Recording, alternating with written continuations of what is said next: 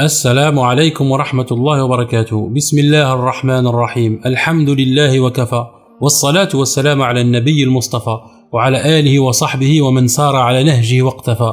اللهم أرنا الحق حقا وارزقنا اتباعه وأرنا الباطل باطلا وارزقنا اجتنابه. حياكم الله les frères et sœurs, j'espère que vous allez bien. Aujourd'hui dans cette vidéo, on va répondre à la personne qui s'appelle Majid Okasha. Ce personnage qui est sorti de nulle part en s'inventant une vie. Il prétend être un ex-musulman et avoir quitté l'islam à 18 ans. Avant de répondre à ces allégations bancales, il faut déjà connaître le personnage. C'est une personne typique qui a honte de ses origines, qui ne supporte pas d'être né dans la mauvaise famille. Il aurait aimé venir d'une famille française blanche. Au lieu de s'appeler Abd el-Majid, oui, pour ceux qui le suivent, il s'appelle Abd el-Majid, ça veut dire le serviteur d'Allah. Il aurait préféré s'appeler Jacques ou Paul, un vrai colonisé dans l'âme. Et comme il ne peut pas changer sa peau, ni ses origines, et se faire greffer des cheveux blancs et se blanchir la peau, la seule solution est de se mettre à plein ventre et faire son coming out de l'islam. Il a prétendu avoir écrit un livre sur l'islam pendant 8 ans, rien que ça. Okasha a très bien appliqué un verset du Coran qui répond complètement à son problème. Comment me faire accepter des maîtres blancs? Et là, le miracle, Al-Qur'an lui donne la solution.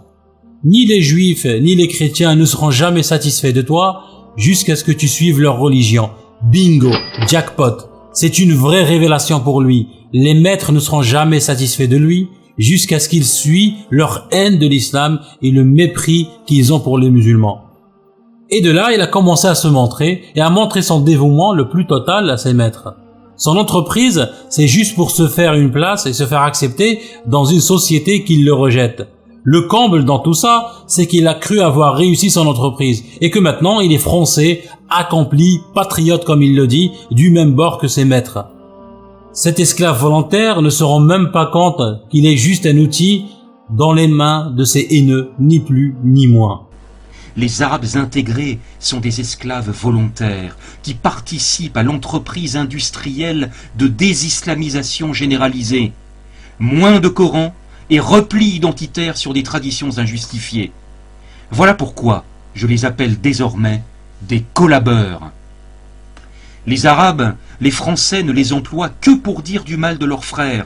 C'est le seul boulot, au fond, qu'on daigne leur trouver. Faire de la propagande contre les musulmans. Chacun à son niveau y va de sa petite désolidarisation. Avant, on exploitait les Arabes en leur mettant un marteau-piqueur entre les mains pour qu'ils défoncent la chaussée. Maintenant, ils doivent eux-mêmes être les marteaux-piqueurs qui défoncent l'islam véritable. C'est toujours de la main-d'œuvre, ni plus ni moins.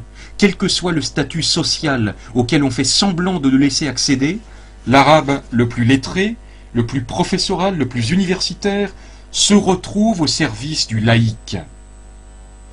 Non seulement ils sont collabos, mais ils vantent les mérites de la collaboration. Ils savent très bien que sans ça, ils resteraient de pauvres Arabes humiliés. Ils préfèrent devenir de riches Arabes humiliants. Son histoire est la même que celle des Harkis en Algérie durant l'occupation française. Trahir pour mieux servir. Sauf que la France les a lâchés quand elle n'avait plus besoin d'eux. L'histoire se répète avec Majid. Ce cancre a déjà été remis à sa place par ses maîtres. Ces mêmes maîtres ne se gênent pas de lui rappeler ses origines et qu'il ne sera jamais français et qu'il devrait rentrer chez lui. Un exemple ici, quand Majid était invité à Radio Courtoisie, il s'est fait tailler un short par le porte-parole de Génération Identitaire. La vidéo était tellement une gêne pour lui qu'il l'a fait retirer. On va lire le début de l'article. Le porte-parole de Génération Identitaire a dit en direct à Majid que si ça ne tenait qu'à lui, il appliquerait une politique de rémigration de tous les étrangers, fils d'étrangers, émigrés et fils d'émigrés, et que Majid serait renvoyé dans son pays, l'Algérie.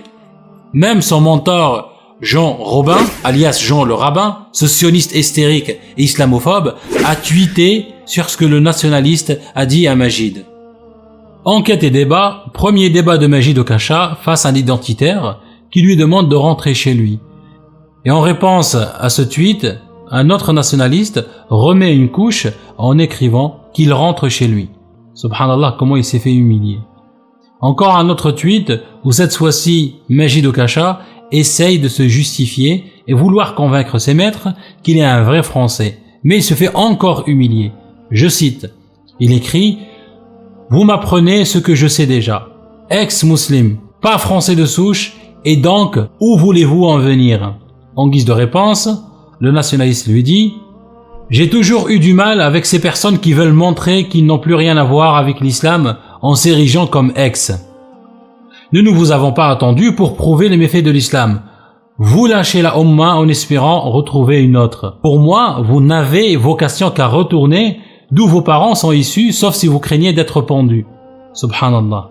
Ici, un autre tweet où Majid Okacha, à plein ventre, essaie de convaincre ses maîtres qu'il est un vrai Français. Il écrit « Je suis né et j'ai grandi en France et je me sens français.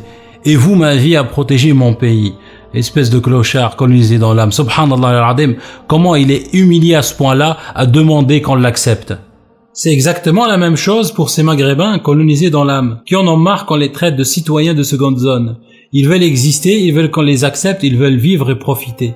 Voilà un exemple qu'Okacha lui-même a partagé d'une personne qui se pose des questions et qui veut vivre et profiter de cette vie éphémère. Majid se reconnaît bien sûr dans ce que la personne pose comme question. C'est exactement ce qu'il veut, il souhaite, c'est vivre et profiter, faire ce qu'il veut, forniquer, boire de l'alcool, etc. Je cite la personne ici, il dit « Pourquoi les mécréants ont une plus belle vie que nous, alors qu'ils ne croient pas en Allah? Ils sont plus heureux, ils peuvent faire ce qu'ils veulent. Les pays où nous vivons le mieux, ce sont les pays des athées. Il y a de quoi se poser des questions. Pourquoi Allah ne fait pas de la communauté musulmane la communauté la plus puissante au monde? On est ridiculisé, caricaturé, on se moque de nous, on est traité de terroristes, ce n'est pas juste.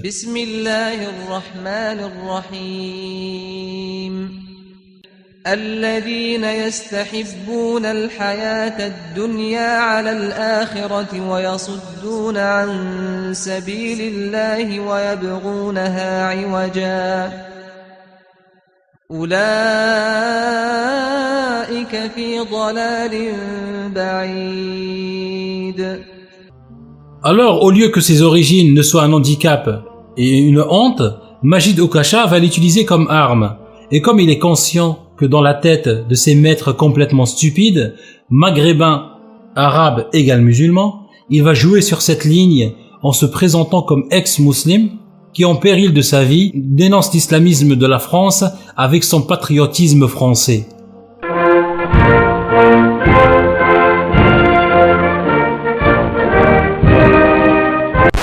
Et bien sûr, vers qui se tourner pour se lancer? Vers Jean le rabbin, le haineux de première classe, le sioniste islamophobe qui a quitté la France parce qu'il dit qu'il y a trop de musulmans. Bien sûr, la logique des choses, c'est de faire l'éloge d'Israël, l'État sioniste, l'État terroriste et apartheid. Il multiplie les courbettes pour prouver son dévouement le plus total. Malheureusement pour lui, les fils de l'islam sont là pour barrer sa route et exposer ses mensonges. Je lui ai envoyé plusieurs invitations par l'intermédiaire des frères et sœurs pour débattre avec moi sur le Paltalk. Le résultat des courses, il a refusé, il ne s'est pas contenté de refuser, mais il a systématiquement bloqué les personnes. Il m'a bloqué partout sans même que je lui envoie un seul message. Il a bloqué un compte Twitter qui porte comme pseudo anti-Shubuhat en croyant que c'était le mien, alors qu'il ne l'est pas. C'est un frère qui l'a créé pour partager mes vidéos. Le frère Karim aussi lui a proposé un débat et il a encore refusé. Et la blague, c'est qu'il veut débattre par Twitter, avec un maximum de 100 caractères par message. Il croit qu'on va débattre de la meilleure glace ou quoi? Ce qui prouve son ridicule et le peu de sérieux. Surtout son incapacité à défendre son torchon qui appelle livre devant les musulmans. Il a prétexté être menacé.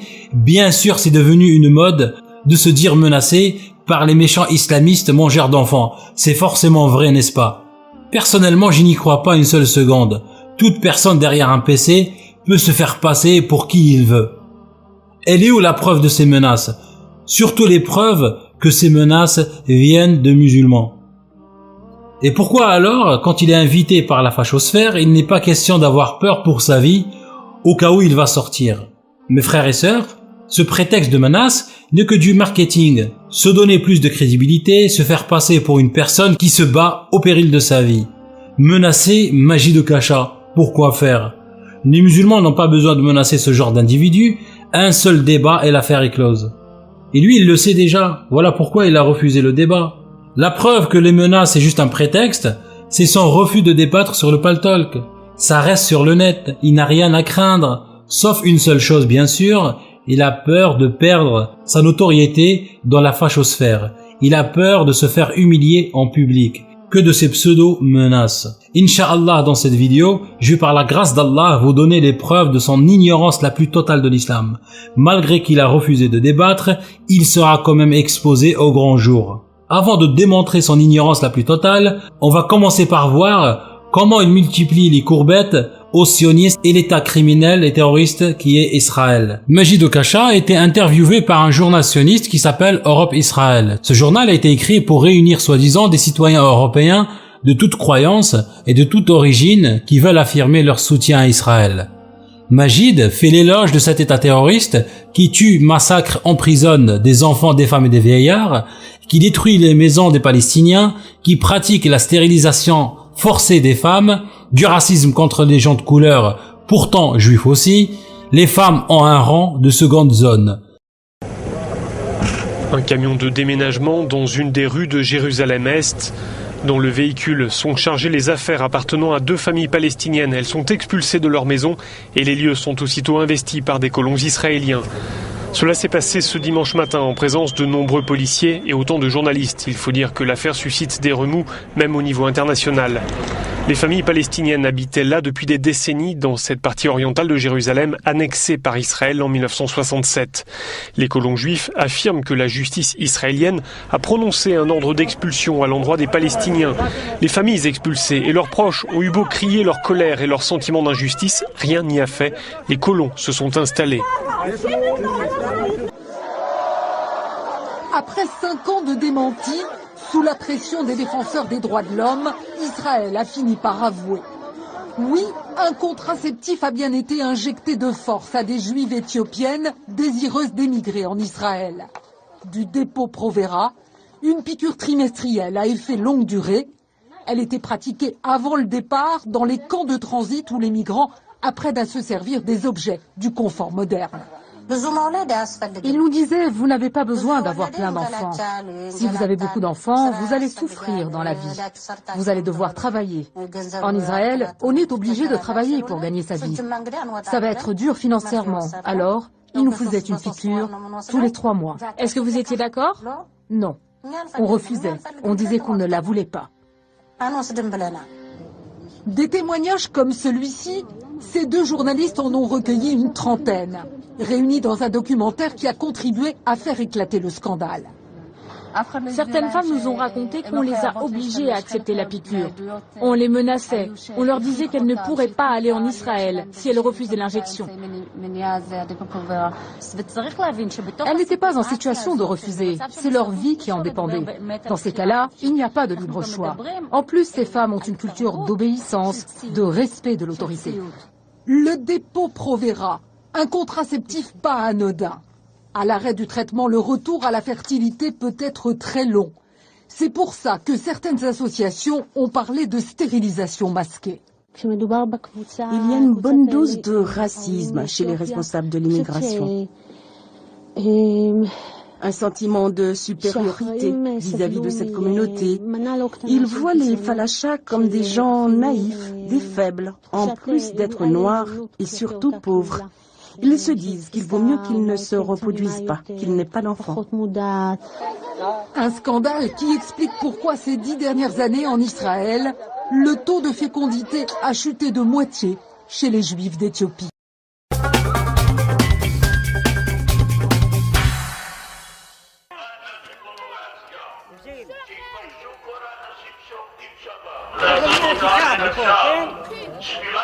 Colère dans les rues de Jérusalem, cette fois-ci pas entre juifs et arabes, mais entre juifs et juifs. Ces ultra-orthodoxes manifestent contre les compagnies de transport israéliennes pour obtenir plus de bus séparés où hommes et femmes s'assoient séparément afin de respecter les lois religieuses en limitant les contacts entre hommes et femmes.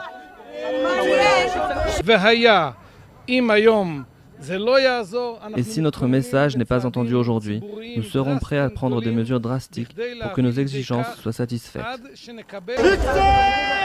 Mais leur demande de bus séparés a provoqué la colère, non seulement parmi les Israéliens laïcs, mais aussi chez les Juifs religieux. Certains d'entre eux ont même organisé leur propre contre-manifestation. J'ai le droit de m'asseoir où je veux et ça m'est égal s'ils se lèvent parce que je suis assise à côté d'eux. Mais de là à me demander de me lever parce qu'un type veut s'asseoir et veut poser son chapeau à côté de lui, c'est ridicule. Il y a 10 ans, il n'y avait aucun bus de ce genre en Israël.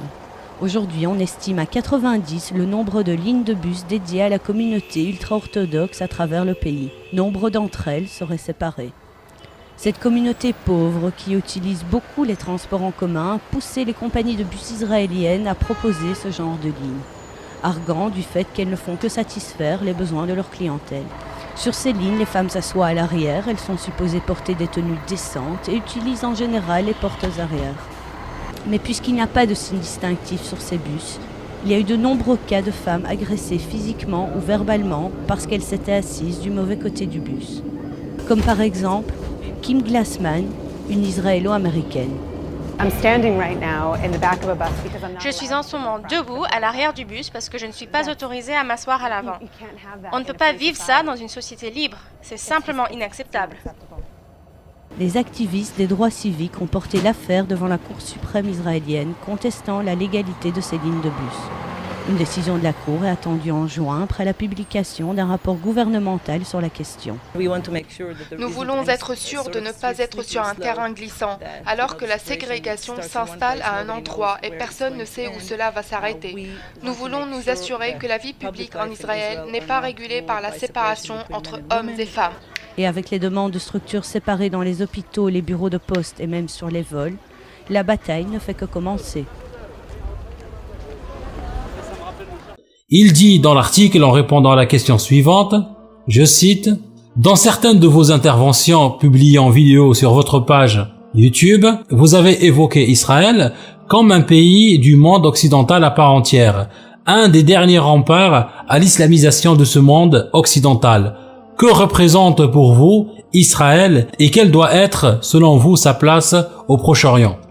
Regardez sa réponse, je cite, « Israël est la seule démocratie du Proche-Orient qui offre à son peuple des modes de vie et des idéaux sociétaux lui faisant appartenir au monde occidental. » Je crois qu'il parle de la Gay Pride.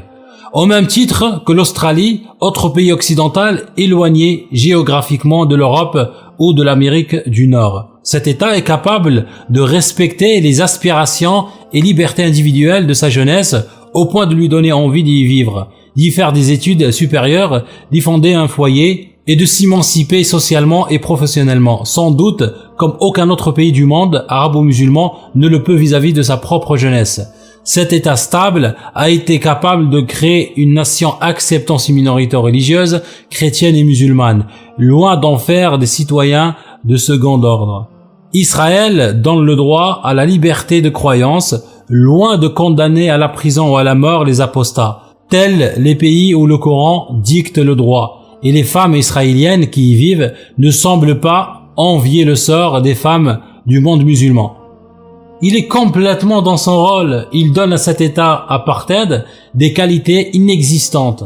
On a d'un côté un État qui dispose d'énormes moyens de force et de coercition. Vous parlez d'Israël. D'Israël donc, qui ne cesse d'utiliser ces moyens de force pour voler la terre des Palestiniens, pour installer des colons qui, en plus, humilient au jour le jour une bonne partie de la population palestinienne. Je rappelle, pour simplement souligner la singularité de cette histoire, qu'Israël se donne le droit de détruire les maisons des familles de gens qu'elle considère comme des terroristes, sachant que quelqu'un qui, à mon avis, résiste à une occupation n'est pas un terroriste, mais un résistant. Et les maisons de ces personnes donc sont détruites, ou des familles de ces personnes sont détruites. Donc il y a une sorte il y a une véritable punition collective qui est infligée à ces gens-là, et que ce faisant, Israël sème une haine durable, car la réaction d'un jeune homme, d'une jeune femme, voyant sa famille humiliée, le lieu où ils ont grandi détruit par une bande de voyous, de hooligans en uniforme qui s'arrogent ce droit-là, cette réaction-là, c'est une haine inextinguible.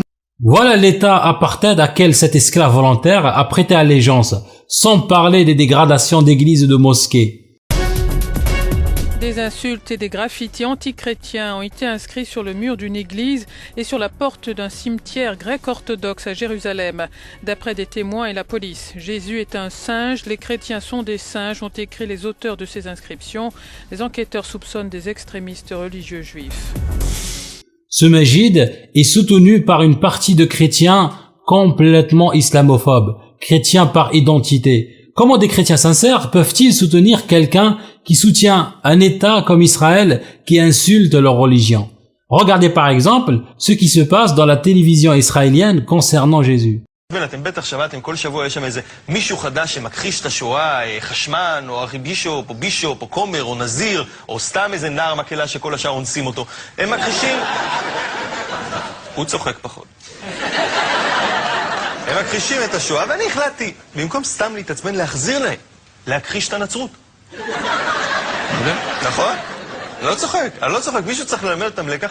זה מה שאנחנו עושים כאן עכשיו. מדי ערב אנחנו מכחישים כל מיני דברים שהכנסייה הנוצרית אומרת לכם. אתה זוכר, אתמול הכחשנו את זה שישו הלך על המים? נכון. הנה הסרט השני. הנוצרים מספרים לכם שמריה, אמו של ישו, הייתה בתולה.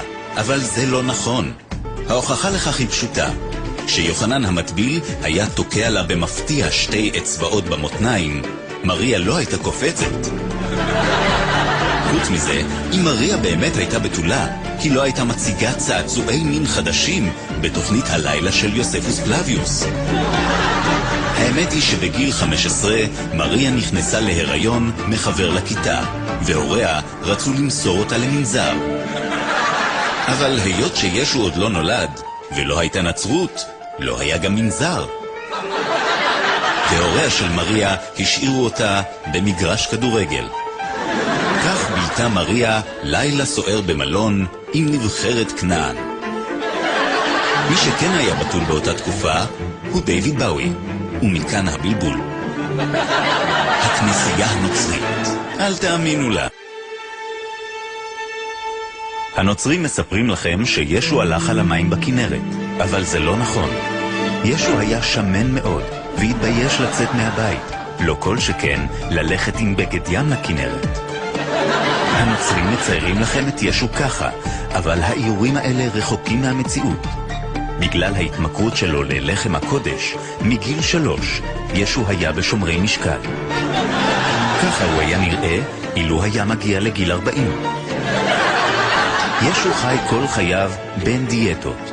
עבורו כל סעודה הייתה הסעודה האחרונה. אויבו הגדול היה אתקינס איש קריות.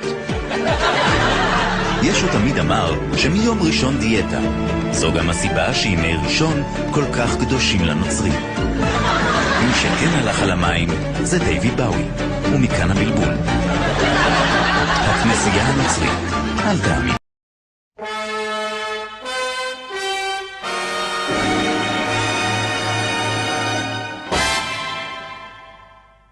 שלום, הגעתי מתוכנית ההיסטוריה של טופי והגורילה. ובה נדבר על מאורעות מרכזיים בקורות העם היהודי, מאז ועד היום. היום נלמד על צליבת ישו. שמעת על ישו? הוא נשמע אדם נכבד. לא. ישו היה אויב העם היהודי. הוא ניסה להפוך את כולנו לנוצרים. אף שישנם נוצרים טובים, ההתבוללות היא סכנה נוראית, המאיימת על שלום העם היהודי. אני רוצה להתבולל. אתה יודע בכלל מה זה להתבולל? זה לקיים יחסי מין עם גויה. זה לא דבר שלא אני ולא אתה רוצים כמובן. אני רוצה שהילדים שלי יאכלו טבלרון ויהיו גויים. משעמם לי כאן טופי. אני רוצה לגור בשוויץ עם גויה ולאכול טבלרון כל היום. טוב שוקי, אם אתה כל כך אוהב את ישו, אז אתה תשחק את ישו.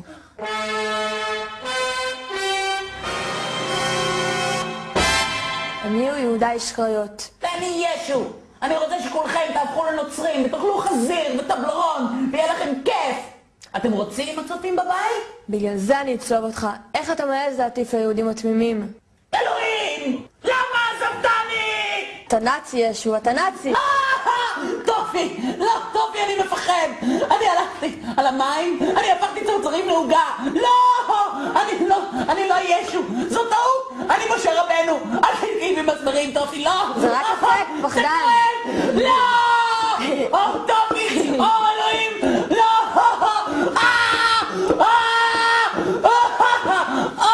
לא!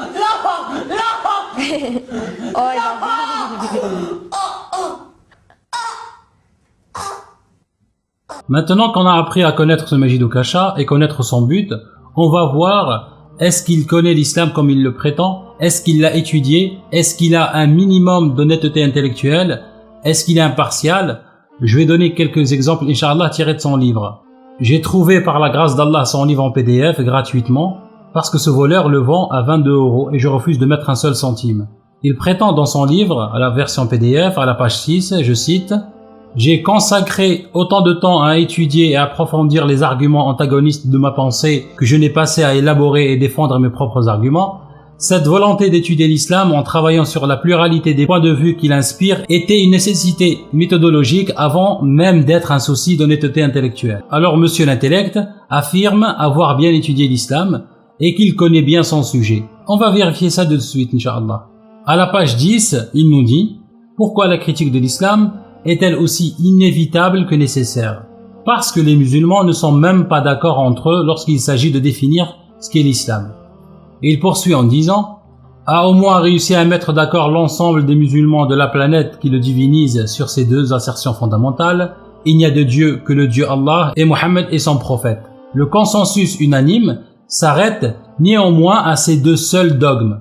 En dehors de cette double assertion, quelques autres éléments qui concernent la religion islamique s'avèrent en effet être un potentiel sujet de dissension parmi les musulmans qui voient en le livre du Coran un message divin à leur attention, capable de douter de l'exactitude ou de la véracité.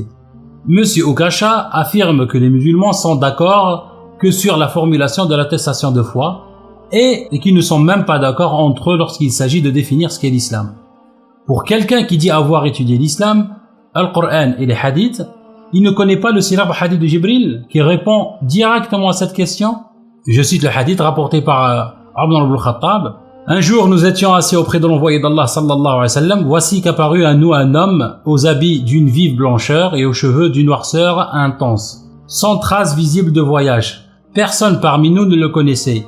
Il va s'asseoir en face du prophète alayhi salam, etc. Et il lui dit: « Ô Mohammed, informe-moi au sujet de l'islam. Qu'est-ce qui est l'islam ?» L'envoyé d'Allah sallallahu alayhi wa sallam lui répondit: « L'islam est que tu témoignes qu'il n'y a pas de divinité si ce n'est Allah et que Mohammed est l'envoyé d'Allah, que tu accomplisses la prière, verses la zakat, jeûnes durant le mois du Ramadan et effectues le pèlerinage vers la maison sacrée si tu en as la possibilité. » Alors avec ce simple hadith, on a trouvé 4 autres dogmes sur lesquels les musulmans sont d'accord. Comment ça se fait que les musulmans, quand ils prient, on dirait un seul homme? Pour des personnes qui ne sont d'accord sur rien d'autre que l'attestation de foi, c'est quand même énorme. Comment ça se fait que les musulmans sont tous d'accord sur le nombre de la prière, sur le rituel du Hajj, sur le Coran? Et les exemples ne manquent pas. Un autre exemple de son ignorance, il dit à la page 13: « Et à quel moment le message coranique parachevant les prophéties d'Allah évoque-t-il l'idée que posséder la vie d'un être humain serait un comportement blâmable ?» Subhanallah, je croyais que Majid Oukasha étudiait les hadiths et le Coran. Il n'a pas vu ce hadith-là? Hadith Qudusi, numéro 21, d'après Abu Huraira, radiyallahu anhu, le prophète sallallahu alayhi wa sallam a dit, je cite: « Dieu Tout-Puissant a dit, je serai l'adversaire de 3 hommes le jour du jugement. Un homme qui jure par moi et brise son serment, un homme qui a vendu un homme libre et en a consommé le profit, et un homme qui a employé un ouvrier et a exigé son dû en totalité et ne l'a pas payé de son travail. » Ici, la deuxième catégorie d'hommes, un homme qui a asservi un autre homme en esclave et l'a vendu, rapporté par Al-Bukhari, par Ibn Majah et Ahmed bin Hanbal. Il dit encore dans la même page, je cite: « Je n'ai jamais trouvé nulle part, écoutez bien, je n'ai jamais trouvé nulle part, ni dans le Coran, ni dans les hadiths sahih, une seule parole au sein de laquelle Allah ou son prophète Mohammed jugerait que l'esclave ait le droit de s'auto-s'affranchir de son maître. » Subhanallah, il n'avait pas dit qu'il avait étudié le Coran, alors pourquoi il n'a pas lu ce verset-là dans Surat An-Nur, qui s'appelle La Lumière. Bismillahirrahmanirrahim. وليستعفف الذين لا يجدون نكاحا حتى يغنيهم الله من فضله والذين يبتغون الكتاب مما ملكت أيمانكم فكاتبوهم إن علمتم فيهم خيرا وآتوهم من مال الله الذي آتاكم ولا تكرهوا فتياتكم على البغاء إن أردنا تحصنا لتبتغوا عرض الحياة الدنيا ومن يكرهن فإن الله من بعد إكراههن غفور رحيم. Vous voyez, subhanallah, son ignorance, surtout que le verset s'appelle Surat An-Nur, ça veut dire la lumière, et pourtant Ukasha ne l'a pas vu ce verset. Est-ce que parce que la lumière l'a trop aveuglé, ou simplement il ment à ses lecteurs? Et il sait pertinemment que certains de ses lecteurs et adorateurs ne prennent même pas la peine de vérifier. Et puisque aussi il a étudié les hadiths, il n'a pas lu le livre ou le chapitre dans Sahih al-Bukhari, tome 3, page 406, qui s'appelle le livre de l'affranchissement. Subhanallah, on va lire quelques hadiths ici. Sur l'affranchissement et son mérite. Dans le hadith 2517, il dit, Abu Huraira radiallahu anhu m'a dit que le prophète sallallahu alayhi wa sallam a dit, quiconque affranchit un esclave musulman, Dieu le sauvera du feu pour chaque membre de l'esclave, un de ses membres. Alors je suis allé rapporter ce hadith à Ali ibn Hussein, qui aussitôt a choisi un esclave dont Abdullah ibn Ja'far lui a offert 10 000 dirhams ou 1000 dirhams et l'a affranchi. Quel est l'esclave dont l'affranchissement est meilleur? Le hadith 2518, Abu Dar dit, j'interrogeai le prophète sallallahu alayhi wa sallam en lui disant, quelle est la meilleure œuvre? Croire en Dieu et combattre pour sa cause, répondit-il. Quel est l'esclave dont l'affranchissement est meilleur? Celui dont le prix est le plus élevé et qui est cher aux yeux de ses maîtres, etc. jusqu'à la fin du hadith. À la page 410, le hadith 2527, je cite, Abu Huraira radiallahu anhu rapporta que le prophète sallallahu alayhi wa sallam dit, celui qui affranchit une part d'un esclave doit le libérer en entier à partir de son propre bien, s'il en possède. Sinon, on procède à une évaluation du prix pour ensuite laisser l'esclave travailler pour avoir sa liberté, sans toutefois l'accabler d'une tâche pénible. Alors Majid, soit il n'a pas étudié l'islam, le Coran et les hadiths comme il prétend avoir fait, soit tout simplement c'est un menteur et ignorant. Un autre exemple ici, il écrit à la page 16, « J'estime avoir des raisons légitimes de pouvoir faire des reproches à l'islam, voulu par le Dieu Allah et son prophète Mohammed en le Coran et les hadiths. Tellement cette religion semble être un puits sans fond à la loi juridique nuisible pour les libertés individuelles élémentaires auxquelles je tiens le plus personnellement. » Il poursuit en disant, l'idiot utile qui pense réellement et sincèrement que l'islam en lequel il ne croit pas serait compatible avec les bases fondamentales de la Déclaration universelle des droits de l'homme de 1948 ou les idéaux motivant l'esprit des principales lois de la France d'aujourd'hui ne connaît hélas que trop peu de choses sur le Dieu du Coran et la vie du prophète Mohammed.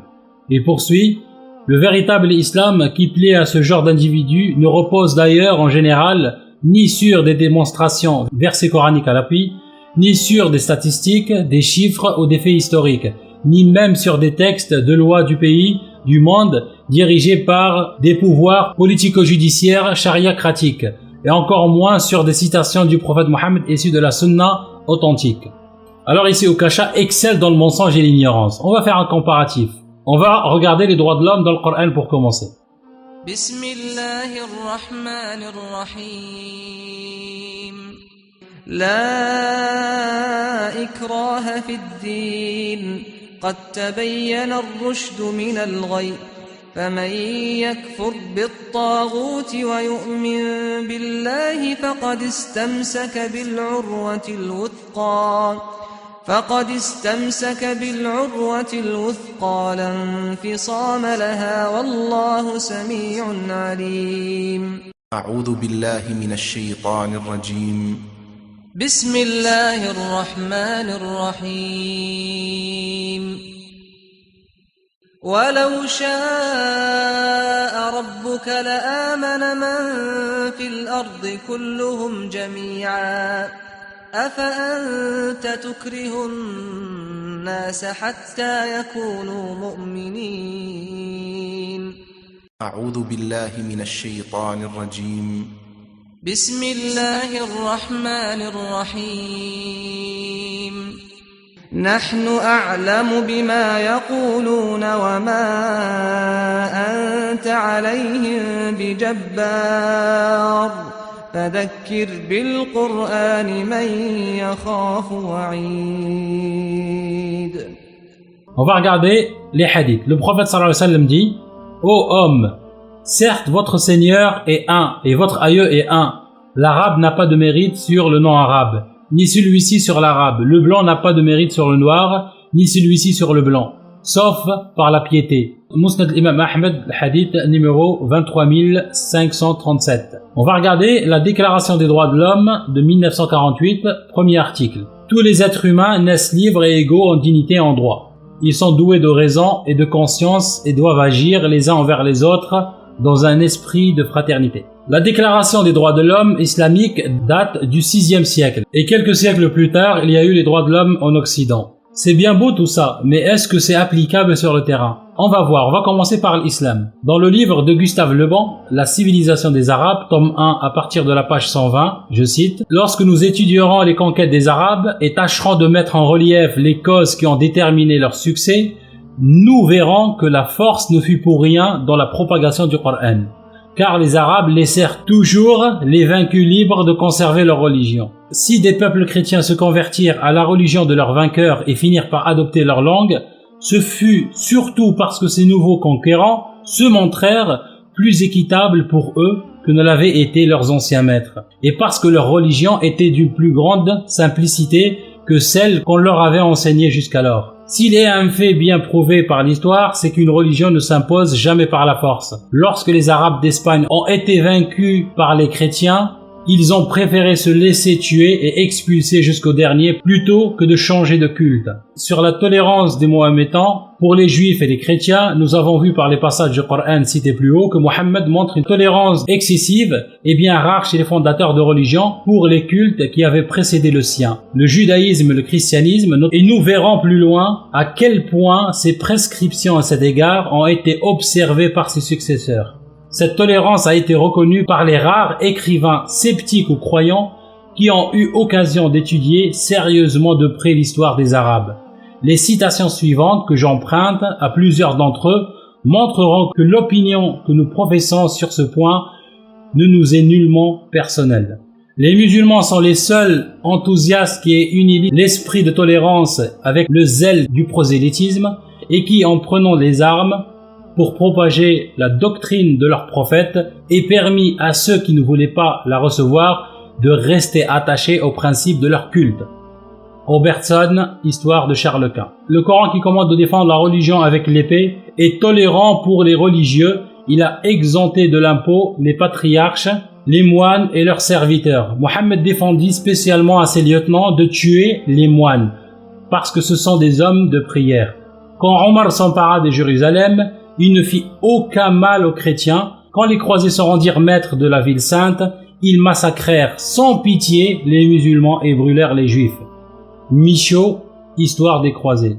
Il est triste pour les nations chrétiennes que la tolérance religieuse, qui est la grande loi de charité de peuple à peuple, leur ait été enseignée par des musulmans. C'est un acte de religion que de respecter la croyance d'autrui et de ne pas employer la violence pour imposer une croyance. L'abbé Michaud, Voyage religieux en Orient. On va regarder les droits de l'homme pratiqués par l'Occident. On va aller vers les années 60 aux États-Unis, soit 12 ans après la Déclaration des droits de l'homme de 1948. Est-ce que vous connaissez les lois dites les lois Jim Crow? Jim Crow Laws. Ces lois sont une série d'arrêtés et de règlements promulgués généralement dans les municipalités ou les États du Sud des États-Unis entre 1876 et 1964, ces lois qui constituaient l'un des éléments majeurs de la ségrégation raciale aux États-Unis.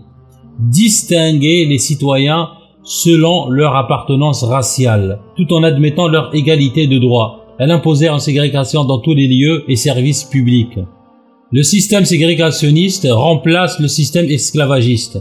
La majorité des lois Jim Crow resteront en vigueur jusqu'au vote du Civil Rights Act en 1964. Certaines sont toujours inscrites aujourd'hui dans les constitutions des États sudistes des États-Unis. Un code noir calqué sur le modèle français de la première législation raciale de l'histoire, et alors appliquée dans les provinces anciennement esclavagistes. On va donner ici quelques exemples. Dans l'État de l'Alabama, je cite, « Infirmière, aucune personne ou société n'exigera de n'importe quelle infirmière féminine blanche de travailler dans les salles d'hôpitaux publics ou privés dans lesquelles des Noirs sont placés. Autobus, toutes les stations de cet État, quelle que soit la compagnie de transport, devront avoir des salles d'attente et des guichets séparés pour les blancs et pour les personnes de couleur. Transport ferroviaire. Les conducteurs de train de voyageurs doivent assigner à chaque passager le wagon ou le compartiment qui lui est destiné selon sa couleur. Restaurant. Tout restaurant ou tout autre endroit où est servie de la nourriture sera illégal s'il ne prévoit pas des salles distinctes pour les personnes blanches et de couleur. Subhanallah, aujourd'hui on a des restaurants avec des salles séparées pour les fumeurs et les non-fumeurs, d'accord? Et à l'époque, il n'y a pas si longtemps, aux États-Unis, le plus grand pays des libertés, c'est la séparation dans des restaurants selon la couleur. Voilà. À moins que celle-ci ne soit efficacement séparée par une cloison pleine s'étendant du plancher vers le haut à une distance minimale de 7 pieds et à moins qu'une entrée séparée soit prévue. Floride. Mariage. Tout mariage entre une personne blanche et une personne noire ou entre une personne blanche et une personne d'ascendance noire à la 4e génération est interdit. Cohabitation. Tout noir ou toute femme blanche ou tout homme blanc et toute femme noire qui ne sont pas mariés, qui vivent habituellement ensemble ou occupent la même chambre, la même nuit, sont punissables d'un emprisonnement ne pouvant dépasser 12 mois ou d'une amende maximale de $500. Éducation. Les écoles pour enfants blancs et pour enfants noirs devront être séparées. Mississippi, promotion d'égalité. Jusqu'à aujourd'hui, le Mississippi est considéré comme le plus grand État raciste encore aux États-Unis. Toute personne qui sera reconnue coupable de l'impression, de l'édition ou de la circulation des tracts ou pétitions recommandant ou présentant au public des informations, des arguments ou des suggestions en faveur de l'égalité sociale ou en faveur du mariage entre blancs et noirs sera coupable d'un délit et risquera jusqu'à $500 d'amende et 6 mois de prison. Entrée d'hôpital. Il sera maintenu par les autorités de chaque hôpital et par l'État pour les traitements des blancs et des patients de couleur. Des entrées séparées pour les blancs et pour les patients et les visiteurs de couleur. Et de telles entrées seront employées seulement par la race par laquelle elles doivent être employées. Prison. Le surveillant veillera à ce que les condamnés blancs aient des lieux séparés pour dormir et pour manger de ceux des condamnés noirs.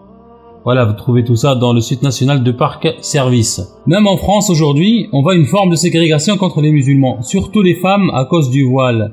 Exemple ici, un restaurateur refuse de servir de femmes voilées. Un autre exemple, un médecin algérien est contraint de s'exiler aux États-Unis. La discrimination en France rebute de plus en plus les immigrés, notamment les plus compétents. Cette histoire est celle de Reda et celle de tant d'autres. Ce brillant médecin lassé des préjugés sur ses origines algériennes qui l'empêchaient d'évoluer professionnellement a préféré quitter le pays pour les États-Unis. Liberté, égalité, fraternité, vous dites? Bien sûr. Des slogans, wallahi que des slogans. On va regarder maintenant ce qu'il est dit dans l'islam il y a plus de 1400 ans.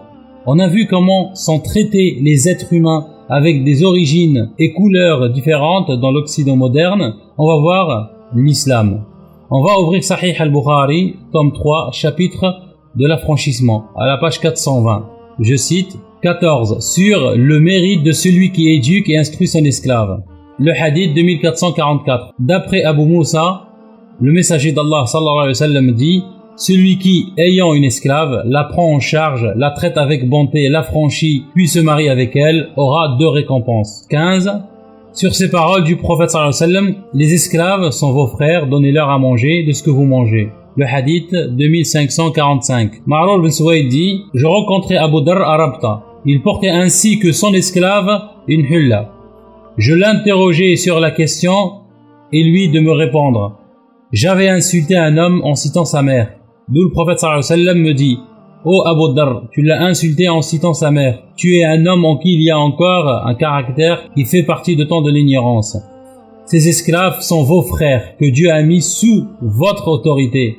Que celui qui a son frère sous son autorité lui donne à manger de ce qu'il mange lui-même et l'habille comme il s'habille lui-même. Ne leur infligez pas ce qu'ils ne peuvent, aidez-les au cas où vous leur infligez cela. 18. Sur si son serviteur lui apporte sans manger. Le hadith 2557. D'après Abu Huraira, radiyallahu anhu, le prophète sallallahu alayhi wa sallam a dit: si le domestique de l'un de vous lui apporte son repas, s'il ne le fait pas s'asseoir avec lui, qu'il lui donne une ou deux bouchées, car c'est lui qui a eu la peine de préparer le repas. Il faut savoir ici que le terme esclave en islam n'a rien à voir avec l'esclavage ou l'esclave en Occident. En islam, c'est plus un serviteur. Inch'Allah, je ferai peut-être une vidéo complète sur le sujet. On va ouvrir le livre de Gustave Le Bon, tome 4, page 57. Je cite: ces esclaves font du reste partie de la famille. Leurs enfants ont les mêmes droits que ceux des femmes légitimes, et leur existence est tellement douce qu'elles ne songent nullement à s'y soustraire, ce qui leur serait extrêmement facile, puisque dans les contrées qui ont dû subir les exigences européennes telles qu'au Caire, elles n'ont qu'à exprimer devant les autorités le désir d'être rendues à la liberté. Et dans la page 63, je cite: la situation des esclaves en Orient est bien préférable en effet à celle des domestiques en Europe. Ils font partie de la famille, arrivent parfois, comme nous l'avons vu précédemment, à épouser une des filles de leur maître et peuvent s'élever au plus haut emploi. Aucune idée humiliante ne s'attache en Orient à l'esclavage. Et on a dit avec raison que l'esclave y est plus près de son maître qu'un domestique chez nous. Dans la sourate 59, verset 13, nous lisons: Bismillahirrahmanirrahim. Ya ayyuhan nas inna khalaqnakum min dhakarin wa untha وجعلناكم شعوبا وقبائل لتعارفوا إن أكرمكم عند الله أتقاكم إن الله عليم خبير.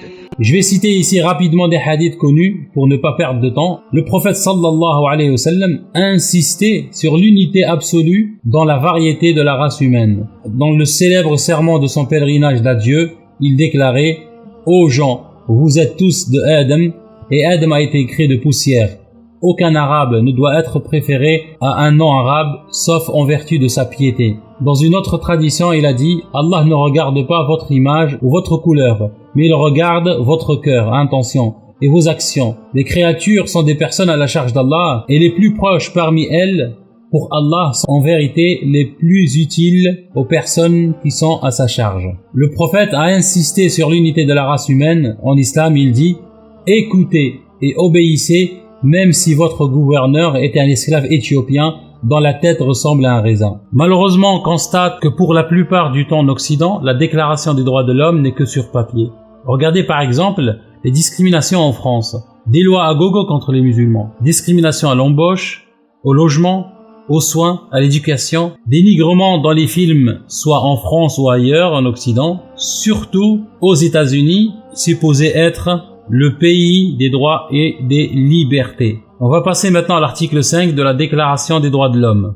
Je cite: nul ne sera soumis à la torture, ni à des peines ou traitements cruels, inhumains ou dégradants. Subhanallah, l'hôpital qui se fout de la charité. Voilà la preuve que ces déclarations ne sont que sur papier. Tout le monde sait ce qui s'est passé pendant la guerre du Golfe, ce que les Irakiens ont subi, ce que les Palestiniens subissent jusqu'à maintenant, ce que les musulmans en général subissent comme torture, par exemple en Birmanie, emprisonnement arbitraire, massacre, viol, meurtre, etc. Aucune condamnation. Tout le monde fait l'autruche. Les seuls chefs d'État qui sont condamnés sont des chefs au président noir africain, quand les blancs n'ont plus besoin d'eux. Aucune condamnation, par exemple, de George Bush, le criminel, ou Tony Blair. Alors que dans l'islam, dans Sahih al-Bukhari, du péché de celui qui tue une personne bénéficiant d'un pacte sans que celle-ci n'ait commis de crime, le hadith 3166, d'après Abdullah ibn Amr, le prophète sallallahu alayhi wa sallam dit: celui qui tue une personne bénéficiant d'un pacte ne sentira pas l'odeur du paradis et pourtant son odeur peut être sentie à une distance de 40 années de marche. Et dans le livre de Sunan ibn Daoud, tome 4, hadith numéro 2613 et 2614, je cite, je vais citer en arabe et je fais la traduction en français. عن أبيه أن النبي صلى الله عليه وسلم قال اغزوا بسم الله وفي سبيل الله وقاتلوا من كفر بالله اغزوا ولا تغدروا ولا تغلوا ولا تمثلوا ولا تقتلوا وليدا. La traduction, le messager d'Allah sallallahu alayhi wa sallam a dit, allez combattre dans le sentier d'Allah et tuez ceux qui ne croient pas en Allah. Combattez dans le sentier d'Allah et ne commettez pas d'excès, ne dépassez pas les bornes, ne trahissez pas, ne défigurez pas les morts, ne tuez pas les nouveau-nés. L'autre hadith, je cite, je fais en arabe, je fais la traduction. حدثني أنس بن مالك أن رسول الله صلى الله عليه وسلم قال انطلقوا بسم الله وبالله وعلى ملة رسول الله ولا تقتلوا شيخا فانيا ولا طفلا ولا صغيرا ولا امرأة ولا تغلوا etc. jusqu'à la fin du hadith. La traduction, le prophète sallallahu alayhi wa sallam a dit, allez combattre dans le sentier d'Allah et pour son prophète et ne tuez pas les vieillards, ni les enfants, ni les femmes et ne commettez pas d'excès, etc. On va passer maintenant à l'article 17. Je cite, toute personne, aussi bien seule qu'en collectivité, a droit à la propriété. Nul ne peut être arbitrairement privé de sa propriété. Je rappelle que Ukasha a dit, et je cite, l'idiot utile qui pense réellement et sincèrement que l'islam en lequel il ne croit pas serait compatible avec les bases fondamentales de la Déclaration universelle des droits de l'homme de 1948, etc. jusqu'à la fin, pourtant lui, qu'est-ce qu'il fait? Il soutient l'État d'Israël qui viole les droits de l'homme et les droits internationaux. Regarde par exemple ce que je viens de citer, l'article 17. Et il n'avait pas dit, je cite, les libertés individuelles élémentaires auxquelles je tiens le plus personnellement. Espèce d'hypocrite. Tu y tiens plus personnellement, mais tu soutiens Israël alors que cet État apartheid viole des droits de l'homme, alors qu'il viole les droits des Palestiniens, alors qu'il ne respecte aucun droit international et fait de la discrimination raciale de toutes les minorités. C'est quoi cette hypocrisie? Je croyais que c'était rationnel. Ils sont venus dans notre maison à 4 heures du matin et ils nous ont dit qu'ils allaient la détruire. Il y avait 2 bulldozers avec eux. Ils nous ont menacés avec des pistolets et ils ont dit « Nous allons vous tuer si vous faites quelque chose ». Nous n'avons même pas résisté, nous n'étions que 4 ou 5. Ils ne se soucient pas de ce que vous faites. Si vous résistez et que vous restez à l'intérieur, ils peuvent démolir le bâtiment, même si vous êtes dedans. Je suis rentrée à la maison, j'ai entendu des cris. Puis je les ai vus battre mon fils. J'ai essayé de les arrêter, mais ils m'ont pulvérisé avec du gaz poivre. Ils l'ont jeté sur les marches et des hommes l'ont attaqué. Ils ne pouvaient rien faire. Ils m'ont aspergé de gaz poivre. Je ne pouvais rien voir pendant qu'ils me frappaient. Comme vous avez vu, voilà des violations flagrantes des droits de l'homme commis par l'État terroriste que M. Ukasha soutient. C'est la preuve que ces droits de l'homme ne sont là que pour faire beau. Un dernier exemple plus rapidement, Inch'Allah. Déclaration des droits de l'homme et du citoyen de 1789 sur le droit de se défendre. L'article 2, je ne vais pas lire parce que ça prendra beaucoup de temps, mais cet article qui normalement garantit le droit à la résistance à l'oppression, et aussi on a la même chose dans le code pénal français concernant la légitime défense, l'article numéro 122-5 CP. Voilà normalement qui garantit la résistance à l'oppression et à l'occupation. Et dans le Coran, il y a plus de 1400 ans, qu'est-ce qu'il nous dit? Bismillahirrahmanirrahim. أذن للذين يقاتلون بأنهم ظلموا وإن الله على نصرهم لقدير الذين أخرجوا من ديارهم بغير حق إلا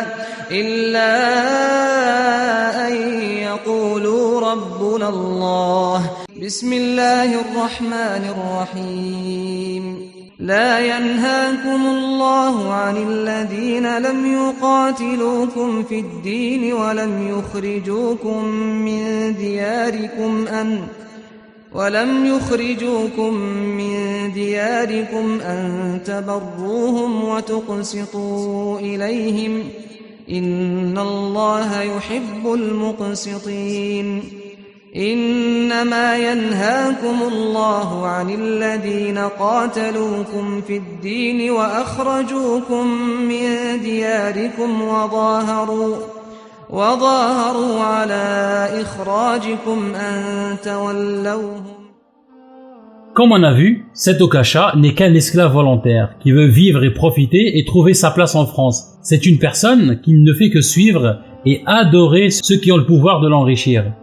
Parce que soyez-en sûrs que si ce sont les pays islamiques qui offrent plus d'opportunités de nos jours, vous verrez Majid, au lieu de critiquer l'islam, il fera le contraire pour se faire accepter des maîtres musulmans. Il est comme le bouffon qui amuse celui qui paye le plus.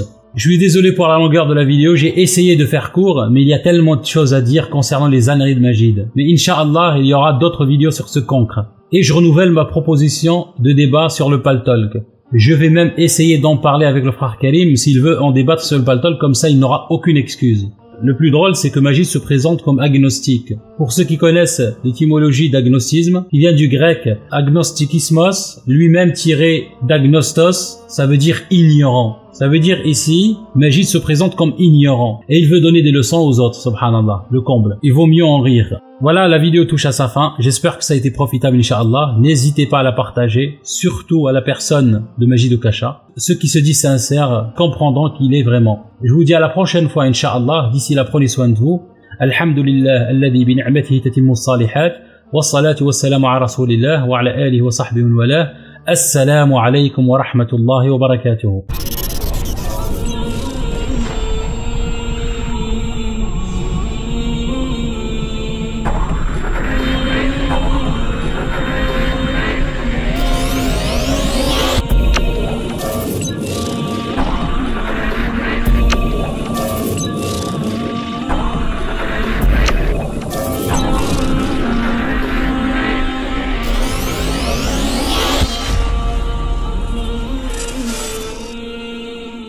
Complètement islamophobe, chrétien par identité. Comment des chrétiens sincères peuvent-ils soutenir quelqu'un qui soutient un État comme Israël qui insulte leur religion? Regardez par exemple ce qui se passe dans la télévision israélienne concernant Jésus. אתם בטח שמעתם, כל שבוע יש שם איזה מישהו חדש שמכחיש את השואה, חשמן, או ארכיבישופ, או בישופ, או כומר, או נזיר, או סתם איזה נער מקהלה שכל השאר אונסים אותו. הם מכחישים... הוא צוחק פחות. הם מכחישים את השואה, ואני החלטתי, במקום סתם להתעצבן, להחזיר להם, להכחיש את הנצרות. נכון? אני לא צוחק, מישהו צריך ללמד אותם לקח. זה מה שאנחנו עושים כאן עכשיו. מדי ערב אנחנו מכחישים כל מיני דברים שהכנסייה הנוצרית אומרת לכם. אתה זוכר, אתמול הכחשנו את זה שישו הלך על המים? נכון. הנה הסרט השני. הנוצרים מספרים לכם שמריה, אמו של ישו, הייתה בתולה. אבל זה לא נכון. ההוכחה לכך היא פשוטה. כשיוחנן המטביל היה תוקע לה במפתיע שתי אצבעות במותניים, מריה לא הייתה קופצת. חוץ מזה, אם מריה באמת הייתה בתולה, היא לא הייתה מציגה צעצועי מין חדשים בתוכנית הלילה של יוספוס פלביוס. האמת היא שבגיל 15 מריה נכנסה להיריון מחבר לכיתה, והוריה רצו למסור אותה למנזר. אבל היות שישו עוד לא נולד, ולא הייתה נצרות, לא היה גם מנזר. והוריה של מריה השאירו אותה במגרש כדורגל. כך בילתה מריה לילה סוער במלון עם נבחרת כנען. מי שכן היה בתול באותה תקופה הוא דיוויד באוי, ומכאן הבלבול. הכנסייה הנוצרית, אל תאמינו לה. הנוצרים מספרים לכם שישו הלך על המים בכנרת, אבל זה לא נכון. ישו היה שמן מאוד והתבייש לצאת מהבית, לא כל שכן ללכת עם בגד ים לכנרת. הנוצרים מציירים לכם את ישו ככה, אבל האיורים האלה רחוקים מהמציאות. בגלל ההתמכרות שלו ללחם הקודש, מגיל 3, ישו היה בשומרי משקל. ככה הוא היה נראה אילו היה מגיע לגיל 40. ישו חי כל חייו בין דיאטות. עבורו כל סעודה הייתה הסעודה האחרונה. אויבו הגדול היה אתקינס איש קריות. ישו תמיד אמר שמיום ראשון דיאטה. זו גם הסיבה שימי ראשון כל כך קדושים לנוצרים. מי שכן הלך על המים זה דיוויד באוי, ומכאן הבלבול. הכנסייה הנוצרית, אל תאמין.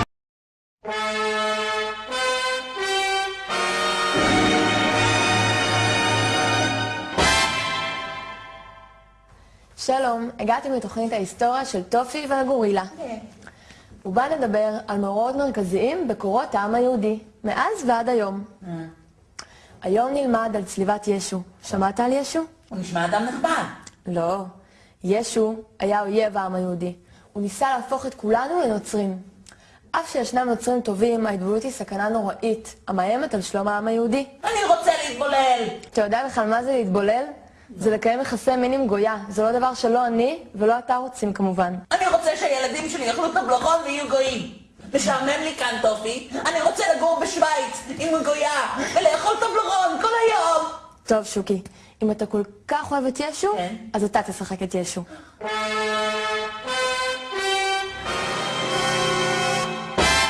אני הוא יהודה איש קריות. ואני ישו. אני רוצה שכולכם תהפכו לנוצרים ותאכלו חזיר וטבלרון ויהיה לכם כיף. אתם רוצים הצופים בבית? בגלל זה אני אצלוב אותך. איך אתה מעז להטיף ליהודים התמימים? אלוהים! למה עזבתני? אתה נאצי ישו, אתה נאצי. טופי, לא, טופי, אני מפחד. אני הלכתי על המים, אני הפכתי צרצרים לעוגה. לא, אני לא ישו. זו טעות, אני משה רבנו. אל תגידי במסמרים, טופי, לא. זה רק אפק, פחדן. לא! טופי, אלוהים, לא!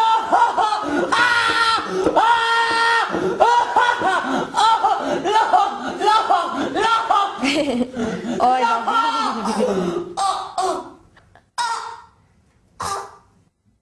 Maintenant qu'on a appris à connaître ce Majid Oukasha et connaître son but, on va voir est-ce qu'il connaît l'islam comme il le prétend, est-ce qu'il l'a étudié, est-ce qu'il a un minimum d'honnêteté intellectuelle, est-ce qu'il est impartial. Je vais donner quelques exemples, Inch'Allah, tirés de son livre.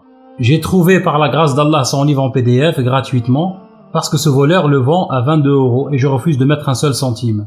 Il prétend dans son livre, à la version PDF, à la page 6, je cite: « J'ai consacré autant de temps à étudier et à approfondir les arguments antagonistes de ma pensée que je n'ai passé à élaborer et défendre mes propres arguments.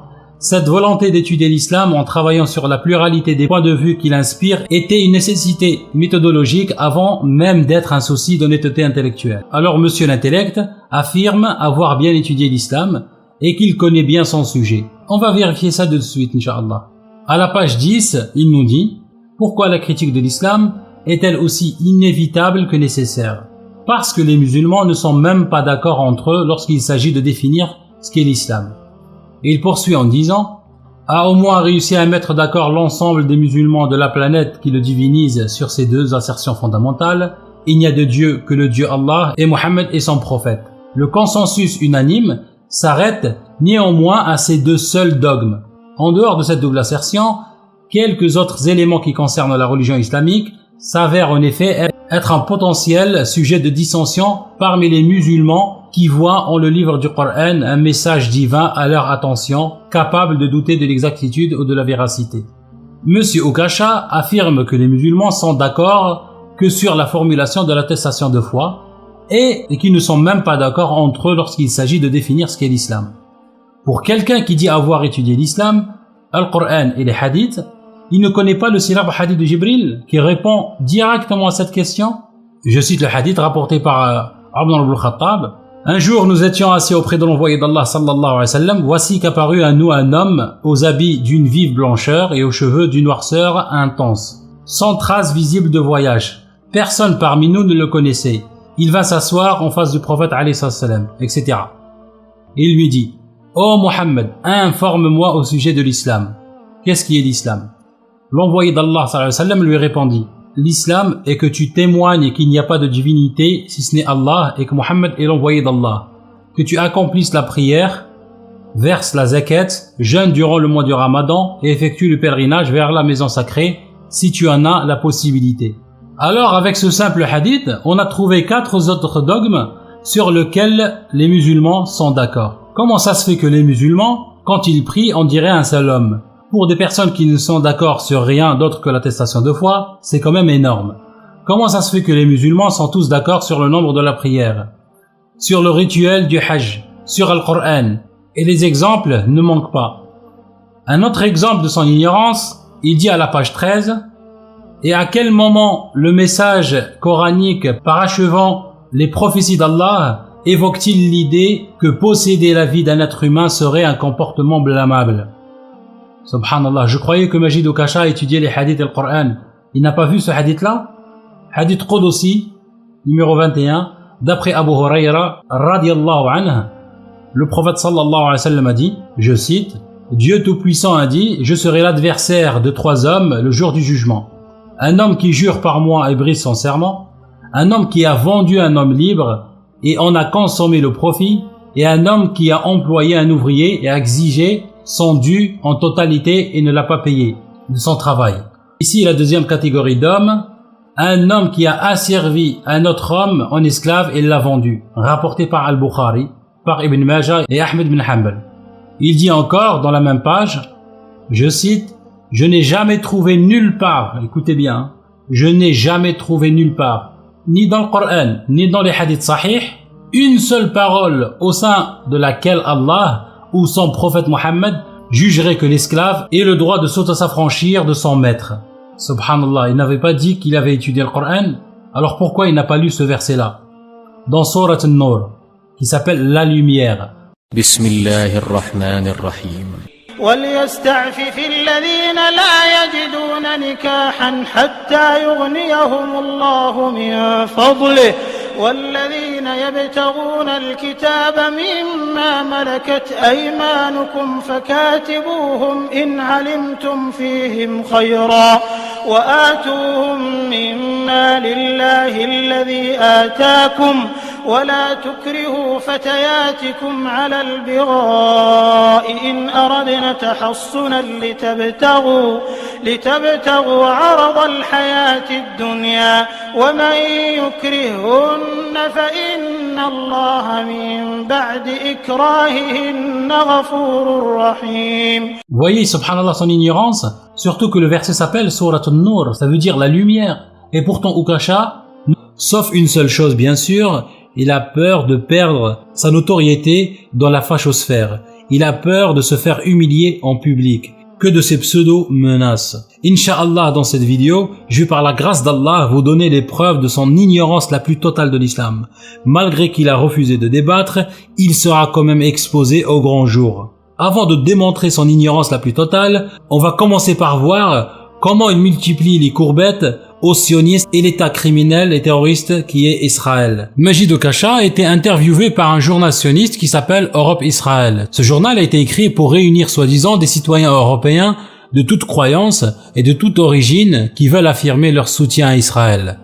Majid fait l'éloge de cet état terroriste qui tue, massacre, emprisonne des enfants, des femmes et des vieillards, qui détruit les maisons des Palestiniens, qui pratique la stérilisation forcée des femmes, du racisme contre les gens de couleur, pourtant juifs aussi, les femmes ont un rang de seconde zone. Un camion de déménagement dans une des rues de Jérusalem-Est. Dans le véhicule sont chargées les affaires appartenant à 2 familles palestiniennes. Elles sont expulsées de leur maison et les lieux sont aussitôt investis par des colons israéliens. Cela s'est passé ce dimanche matin en présence de nombreux policiers et autant de journalistes. Il faut dire que l'affaire suscite des remous, même au niveau international. Les familles palestiniennes habitaient là depuis des décennies dans cette partie orientale de Jérusalem annexée par Israël en 1967. Les colons juifs affirment que la justice israélienne a prononcé un ordre d'expulsion à l'endroit des Palestiniens. Les familles expulsées et leurs proches ont eu beau crier leur colère et leur sentiment d'injustice, rien n'y a fait. Les colons se sont installés. Après 5 ans de démenti, sous la pression des défenseurs des droits de l'homme, Israël a fini par avouer. Oui, un contraceptif a bien été injecté de force à des juives éthiopiennes désireuses d'émigrer en Israël. Du dépôt Provera, une piqûre trimestrielle à effet longue durée. Elle était pratiquée avant le départ dans les camps de transit où les migrants apprennent à se servir des objets du confort moderne. Il nous disait, vous n'avez pas besoin d'avoir plein d'enfants.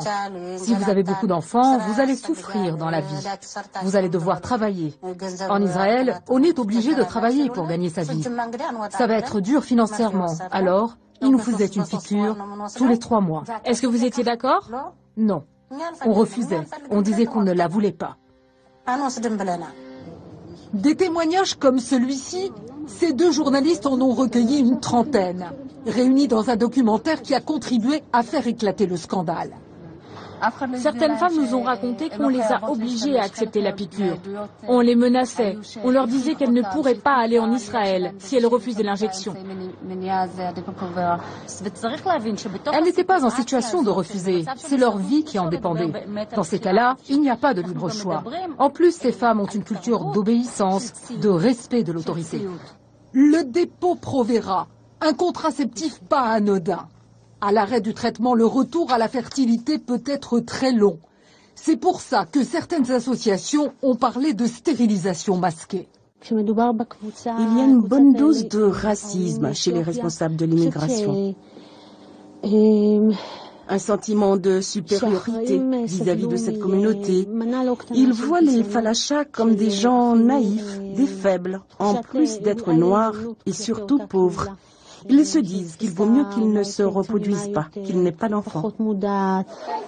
Un scandale qui explique pourquoi ces 10 dernières années en Israël, le taux de fécondité a chuté de moitié chez les Juifs d'Éthiopie.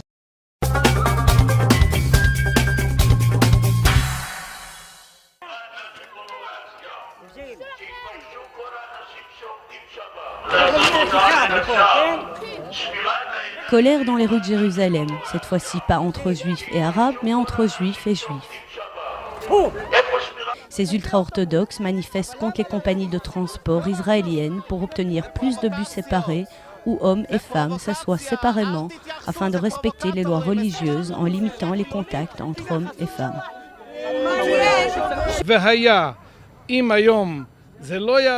Et si notre message n'est pas entendu aujourd'hui, nous serons prêts à prendre des mesures drastiques pour que nos exigences soient satisfaites. Mais leur demande de bus séparés a provoqué la colère, non seulement parmi les Israéliens laïcs, mais aussi chez les Juifs religieux. Certains d'entre eux ont même organisé leur propre contre-manifestation. J'ai le droit de m'asseoir où je veux et ça m'est égal s'ils se lèvent parce que je suis assise à côté d'eux. Mais de là à me demander de me lever parce qu'un type veut s'asseoir et veut poser son chapeau à côté de lui, c'est ridicule. Il y a 10 ans, il n'y avait aucun bus de ce genre en Israël. Aujourd'hui, on estime à 90 le nombre de lignes de bus dédiées à la communauté ultra-orthodoxe à travers le pays. Nombre d'entre elles seraient séparées. Cette communauté pauvre, qui utilise beaucoup les transports en commun, a poussé les compagnies de bus israéliennes à proposer ce genre de lignes, arguant du fait qu'elles ne font que satisfaire les besoins de leur clientèle. Sur ces lignes, les femmes s'assoient à l'arrière, elles sont supposées porter des tenues décentes et utilisent en général les portes arrière. Mais puisqu'il n'y a pas de signe distinctif sur ces bus, il y a eu de nombreux cas de femmes agressées physiquement ou verbalement parce qu'elles s'étaient assises du mauvais côté du bus. Comme par exemple Kim Glassman, une Israélo-américaine. Je suis en ce moment debout à l'arrière du bus parce que je ne suis pas autorisée à m'asseoir à l'avant. On ne peut pas vivre ça dans une société libre. C'est simplement inacceptable. Les activistes des droits civiques ont porté l'affaire devant la Cour suprême israélienne, contestant la légalité de ces lignes de bus. Une décision de la Cour est attendue en juin après la publication d'un rapport gouvernemental sur la question. Nous voulons être sûrs de ne pas être sur un terrain glissant, alors que la ségrégation s'installe à un endroit et personne ne sait où cela va s'arrêter. Nous voulons nous assurer que la vie publique en Israël n'est pas régulée par la séparation entre hommes et femmes. Et avec les demandes de structures séparées dans les hôpitaux, les bureaux de poste et même sur les vols, la bataille ne fait que commencer.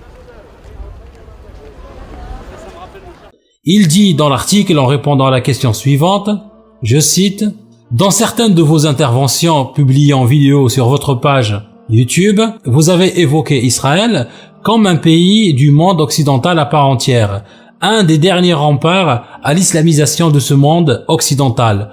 Que représente pour vous Israël et quelle doit être, selon vous, sa place au Proche-Orient ?» Regardez sa réponse, je cite, « Israël est la seule démocratie du Proche-Orient qui offre à son peuple des modes de vie et des idéaux sociétaux lui faisant appartenir au monde occidental. » Je crois qu'il parle de la Gay Pride. Au même titre que l'Australie, autre pays occidental éloigné géographiquement de l'Europe ou de l'Amérique du Nord. Cet État est capable de respecter les aspirations et libertés individuelles de sa jeunesse au point de lui donner envie d'y vivre, d'y faire des études supérieures, d'y fonder un foyer et de s'émanciper socialement et professionnellement, sans doute comme aucun autre pays du monde, arabo-musulman, ne le peut vis-à-vis de sa propre jeunesse. Cet État stable a été capable de créer une nation acceptant ses minorités religieuses, chrétiennes et musulmanes, loin d'en faire des citoyens de second ordre. Israël donne le droit à la liberté de croyance, loin de condamner à la prison ou à la mort les apostats, tels les pays où le Coran dicte le droit, et les femmes israéliennes qui y vivent ne semblent pas envier le sort des femmes du monde musulman.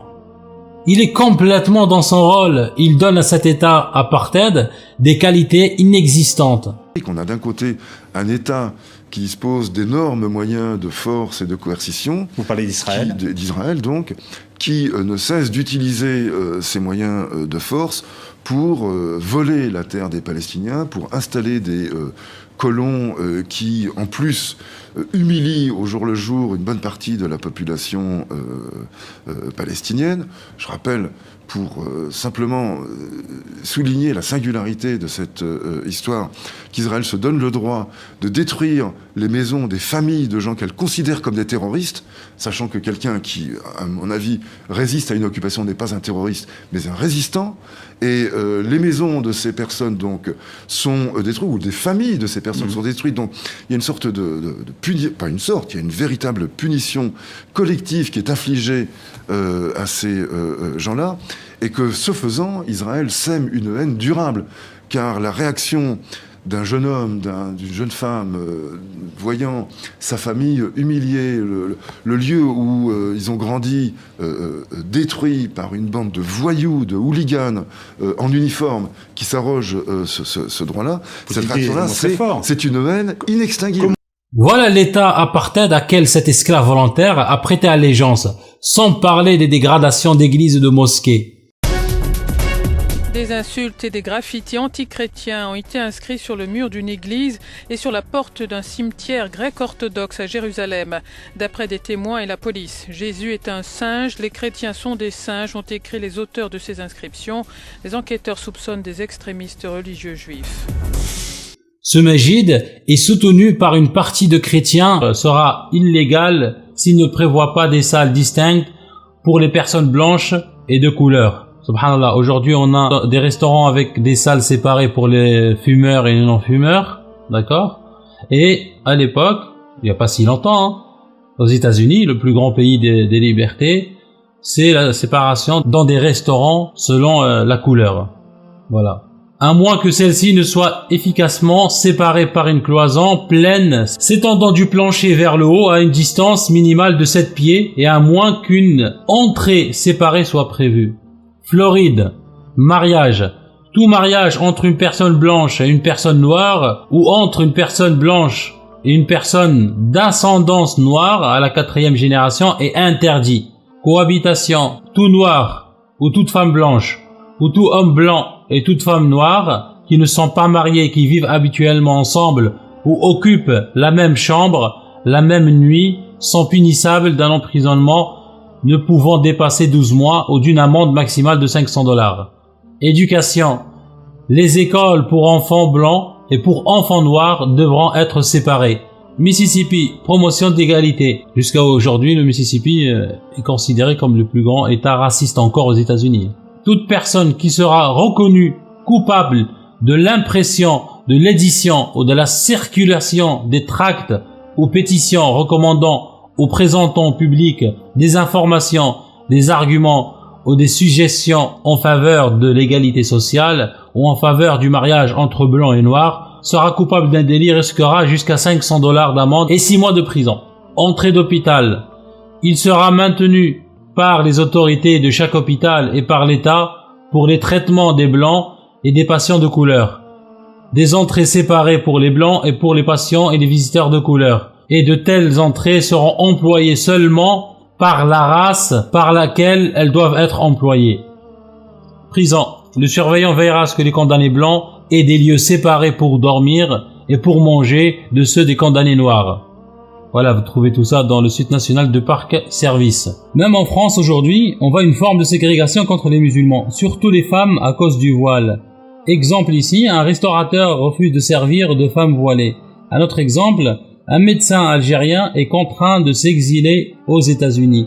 La discrimination en France rebute de plus en plus les immigrés, notamment les plus compétents. Cette histoire est celle de Reda et celle de tant d'autres. Ce brillant médecin, lassé des préjugés sur ses origines algériennes, qui l'empêchaient d'évoluer professionnellement, a préféré quitter le pays pour les États-Unis. Liberté, égalité, fraternité, vous dites? Bien sûr. Des slogans, wallahi que des slogans. On va regarder maintenant ce qu'il est dit dans l'islam il y a plus de 1400 ans.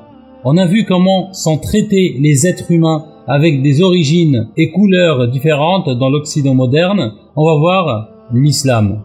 On va ouvrir Sahih al-Bukhari, tome 3, chapitre de l'affranchissement, à la page 420. Je cite 14, sur le mérite de celui qui éduque et instruit son esclave. Le hadith 2444. D'après Abu Moussa, le messager d'Allah sallallahu alayhi wa sallam dit: celui qui, ayant une esclave, la prend en charge, la traite avec bonté, l'affranchit, puis se marie avec elle, aura 2 récompenses. 15. Sur ces paroles du prophète sallallahu alayhi wa sallam, les esclaves sont vos frères, donnez-leur à manger de ce que vous mangez. Le hadith 2545. Ma'rur bin Suwayd dit: je rencontrai Abu Dar à Rabta. Il portait ainsi que son esclave une hulla. Je l'interrogeai sur la question et lui de me répondre. J'avais insulté un homme en citant sa mère. D'où le prophète sallallahu alayhi wa sallam me dit: ô Abu Dar, tu l'as insulté en citant sa mère. Tu es un homme en qui il y a encore un caractère qui fait partie de tant de l'ignorance. Ces esclaves sont vos frères que Dieu a mis sous votre autorité. Que celui qui a son frère sous son autorité lui donne à manger de ce qu'il mange lui-même et l'habille comme il s'habille lui-même. Ne leur infligez pas ce qu'ils ne peuvent, aidez-les au cas où vous leur infligez cela. 18. Sur si son serviteur lui apporte sans manger. Le hadith 2557. D'après Abu Huraira, radiyallahu anhu, le prophète sallallahu alayhi wa sallam a dit: si le domestique de l'un de vous lui apporte son repas, s'il ne le fait pas s'asseoir avec lui, qu'il lui donne 1 ou 2 bouchées, car c'est lui qui a eu la peine de préparer le repas. Il faut savoir ici que le terme esclave en islam n'a rien à voir avec l'esclavage ou l'esclave en Occident. En islam, c'est plus un serviteur. Inch'Allah, je ferai peut-être une vidéo complète sur le sujet. On va ouvrir le livre de Gustave Le Bon, tome 4, page 57. Je cite: ces esclaves font du reste partie de la famille. Leurs enfants ont les mêmes droits que ceux des femmes légitimes, et leur existence est tellement douce qu'elles ne songent nullement à s'y soustraire, ce qui leur serait extrêmement facile, puisque dans les contrées qui ont dû subir les exigences européennes telles qu'au Caire, elles n'ont qu'à exprimer devant les autorités le désir d'être rendues à la liberté. Et dans la page 63, je cite: la situation des esclaves en Orient est bien préférable en effet à celle des domestiques en Europe. Ils font partie de la famille, arrivent parfois, comme nous l'avons vu précédemment, à épouser une des filles de leur maître et peuvent s'élever au plus haut emploi. Aucune idée humiliante ne s'attache en Orient à l'esclavage. Et on a dit avec raison que l'esclave y est plus près de son maître qu'un domestique chez nous. Dans la sourate 59, verset 13, nous lisons: Bismillahirrahmanirrahim. Ya ayyuhan nas inna khalaqnakum min dhakarin wa untha وجعلناكم شعوبا وقبائل لتعارفوا إن أكرمكم عند الله أتقاكم إن الله عليم خبير. Je vais citer ici rapidement des hadiths connus pour ne pas perdre de temps. Le prophète sallallahu alayhi wa sallam a insisté sur l'unité absolue dans la variété de la race humaine. Dans le célèbre serment de son pèlerinage d'adieu, il déclarait: ô gens, vous êtes tous de Adam, et Adam a été créé de poussière. Aucun arabe ne doit être préféré à un non-arabe, sauf en vertu de sa piété. Dans une autre tradition, il a dit: Allah ne regarde pas votre image ou votre couleur, mais il regarde votre cœur, intention et vos actions. Les créatures sont des personnes à la charge d'Allah, et les plus proches parmi elles, pour Allah, sont en vérité les plus utiles aux personnes qui sont à sa charge. Le prophète a insisté sur l'unité de la race humaine. En islam, il dit: écoutez et obéissez même si votre gouverneur était un esclave éthiopien dont la tête ressemble à un raisin. Malheureusement, on constate que pour la plupart du temps en Occident, la déclaration des droits de l'homme n'est que sur papier.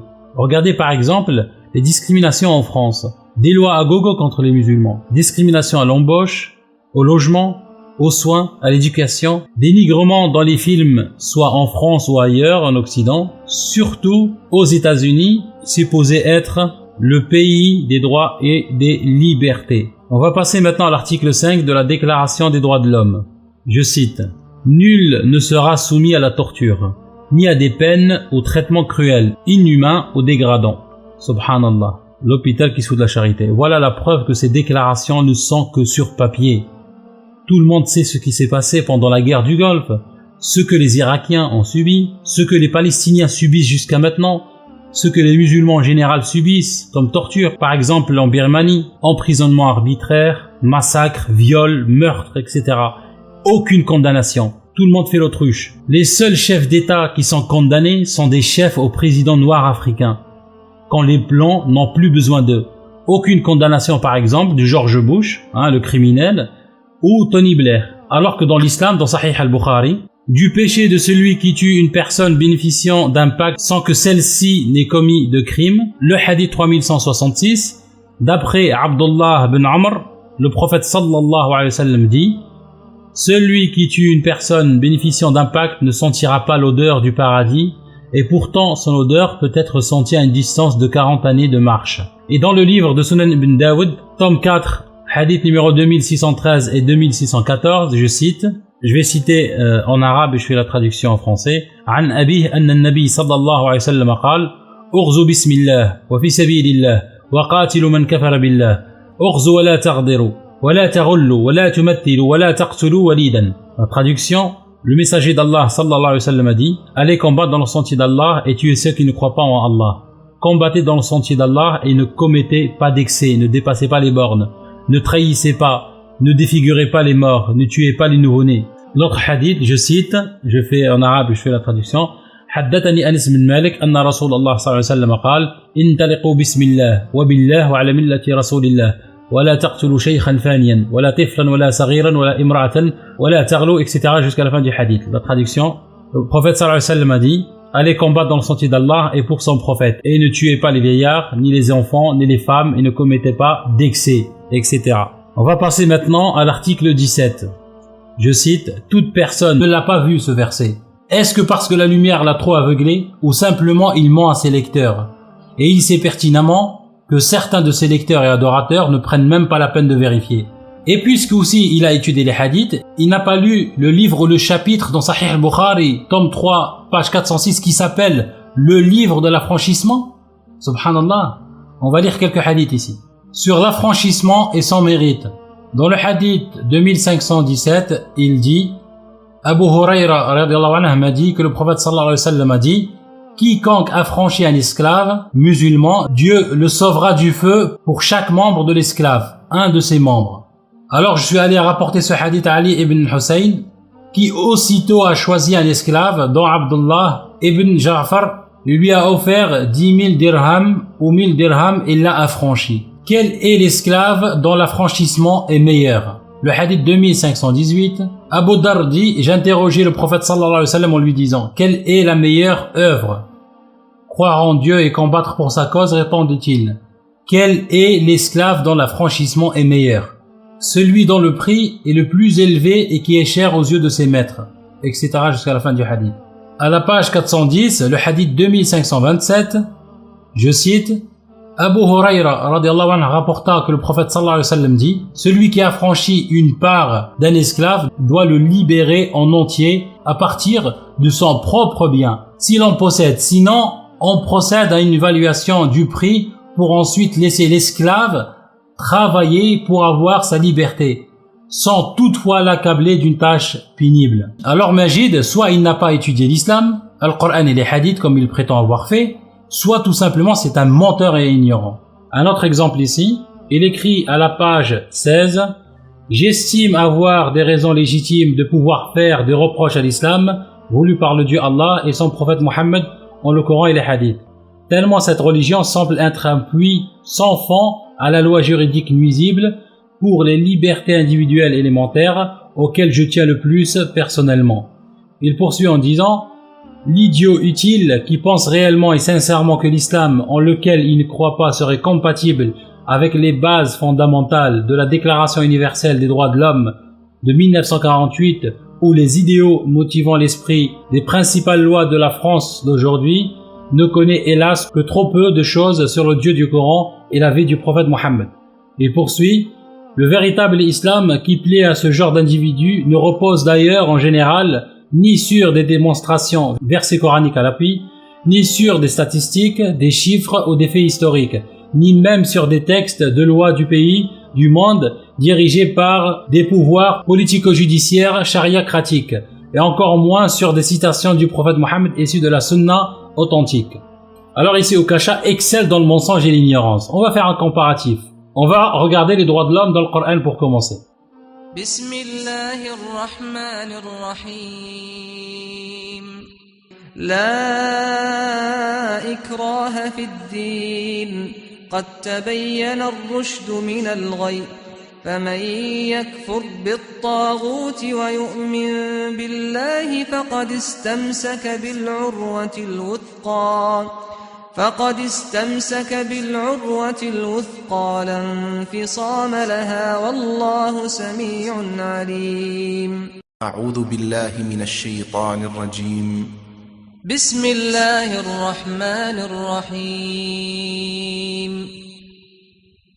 ولو شاء ربك لآمن من في الأرض كلهم جميعا أفأنت تكره الناس حتى يكونوا مؤمنين أعوذ بالله من الشيطان الرجيم بسم الله الرحمن الرحيم نحن أعلم بما يقولون وما أنت عليهم بجبار فذكر بالقرآن من يخاف وعيد.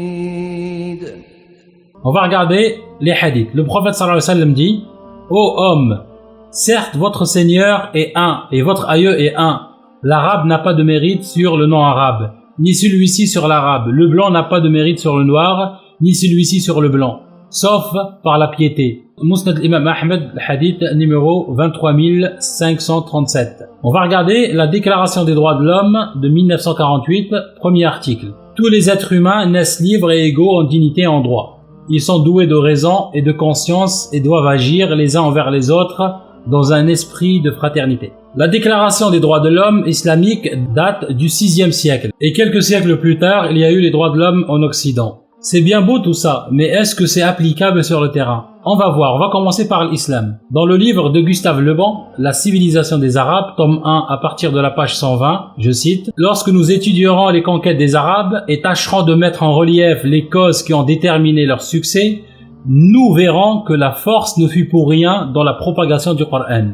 Car les Arabes laissèrent toujours les vaincus libres de conserver leur religion. Si des peuples chrétiens se convertirent à la religion de leurs vainqueurs et finirent par adopter leur langue, ce fut surtout parce que ces nouveaux conquérants se montrèrent plus équitables pour eux que ne l'avaient été leurs anciens maîtres, et parce que leur religion était d'une plus grande simplicité que celle qu'on leur avait enseignée jusqu'alors. S'il est un fait bien prouvé par l'histoire, c'est qu'une religion ne s'impose jamais par la force. Lorsque les Arabes d'Espagne ont été vaincus par les chrétiens, ils ont préféré se laisser tuer et expulser jusqu'au dernier plutôt que de changer de culte. Sur la tolérance des Mohammedans, pour les Juifs et les chrétiens, nous avons vu par les passages du Coran cités plus haut que Mohammed montre une tolérance excessive et bien rare chez les fondateurs de religion pour les cultes qui avaient précédé le sien, le judaïsme et le christianisme, et nous verrons plus loin à quel point ces prescriptions à cet égard ont été observées par ses successeurs. Cette tolérance a été reconnue par les rares écrivains sceptiques ou croyants qui ont eu occasion d'étudier sérieusement de près l'histoire des Arabes. Les citations suivantes que j'emprunte à plusieurs d'entre eux montreront que l'opinion que nous professons sur ce point ne nous est nullement personnelle. Les musulmans sont les seuls enthousiastes qui aient uni l'esprit de tolérance avec le zèle du prosélytisme et qui, en prenant les armes pour propager la doctrine de leur prophète, aient permis à ceux qui ne voulaient pas la recevoir de rester attachés aux principes de leur culte. Robertson, Histoire de Charles Quint. Le Coran qui commande de défendre la religion avec l'épée est tolérant pour les religieux. Il a exempté de l'impôt les patriarches, les moines et leurs serviteurs. Mohammed défendit spécialement à ses lieutenants de tuer les moines, parce que ce sont des hommes de prière. Quand Omar s'empara de Jérusalem, il ne fit aucun mal aux chrétiens. Quand les croisés se rendirent maîtres de la ville sainte, ils massacrèrent sans pitié les musulmans et brûlèrent les juifs. Michaud, Histoire des croisés. Il est triste pour les nations chrétiennes que la tolérance religieuse, qui est la grande loi de charité de peuple à peuple, leur ait été enseignée par des musulmans. C'est un acte de religion que de respecter la croyance d'autrui et de ne pas employer la violence pour imposer une croyance. L'abbé Michaud, Voyage religieux en Orient. On va regarder les droits de l'homme pratiqués par l'Occident. On va aller vers les années 60 aux États-Unis, soit 12 ans après la Déclaration des droits de l'homme de 1948. Est-ce que vous connaissez les lois dites les lois Jim Crow? Jim Crow Laws. Ces lois sont une série d'arrêtés et de règlements promulgués généralement dans les municipalités ou les États du Sud des États-Unis entre 1876 et 1964. Ces lois qui constituaient l'un des éléments majeurs de la ségrégation raciale aux États-Unis. Distinguer les citoyens selon leur appartenance raciale, tout en admettant leur égalité de droit. Elle imposait une ségrégation dans tous les lieux et services publics. Le système ségrégationniste remplace le système esclavagiste. La majorité des lois Jim Crow resteront en vigueur jusqu'au vote du Civil Rights Act en 1964. Certaines sont toujours inscrites aujourd'hui dans les constitutions des États sudistes des États-Unis. Un code noir calqué sur le modèle français de la première législation raciale de l'histoire et alors appliqué dans les provinces anciennement esclavagistes. On va donner ici quelques exemples. Dans l'État de l'Alabama, je cite, « Infirmière, aucune personne ou société n'exigera de n'importe quelle infirmière féminine blanche de travailler dans les salles d'hôpitaux publics ou privés dans lesquelles des Noirs sont placés. Autobus. Toutes les stations de cet État, quelle que soit la compagnie de transport, devront avoir des salles d'attente et des guichets séparés pour les blancs et pour les personnes de couleur. Transport ferroviaire. Les conducteurs de train de voyageurs doivent assigner à chaque passager le wagon ou le compartiment qui lui est destiné selon sa couleur. Restaurant. Tout restaurant ou tout autre endroit où est servie de la nourriture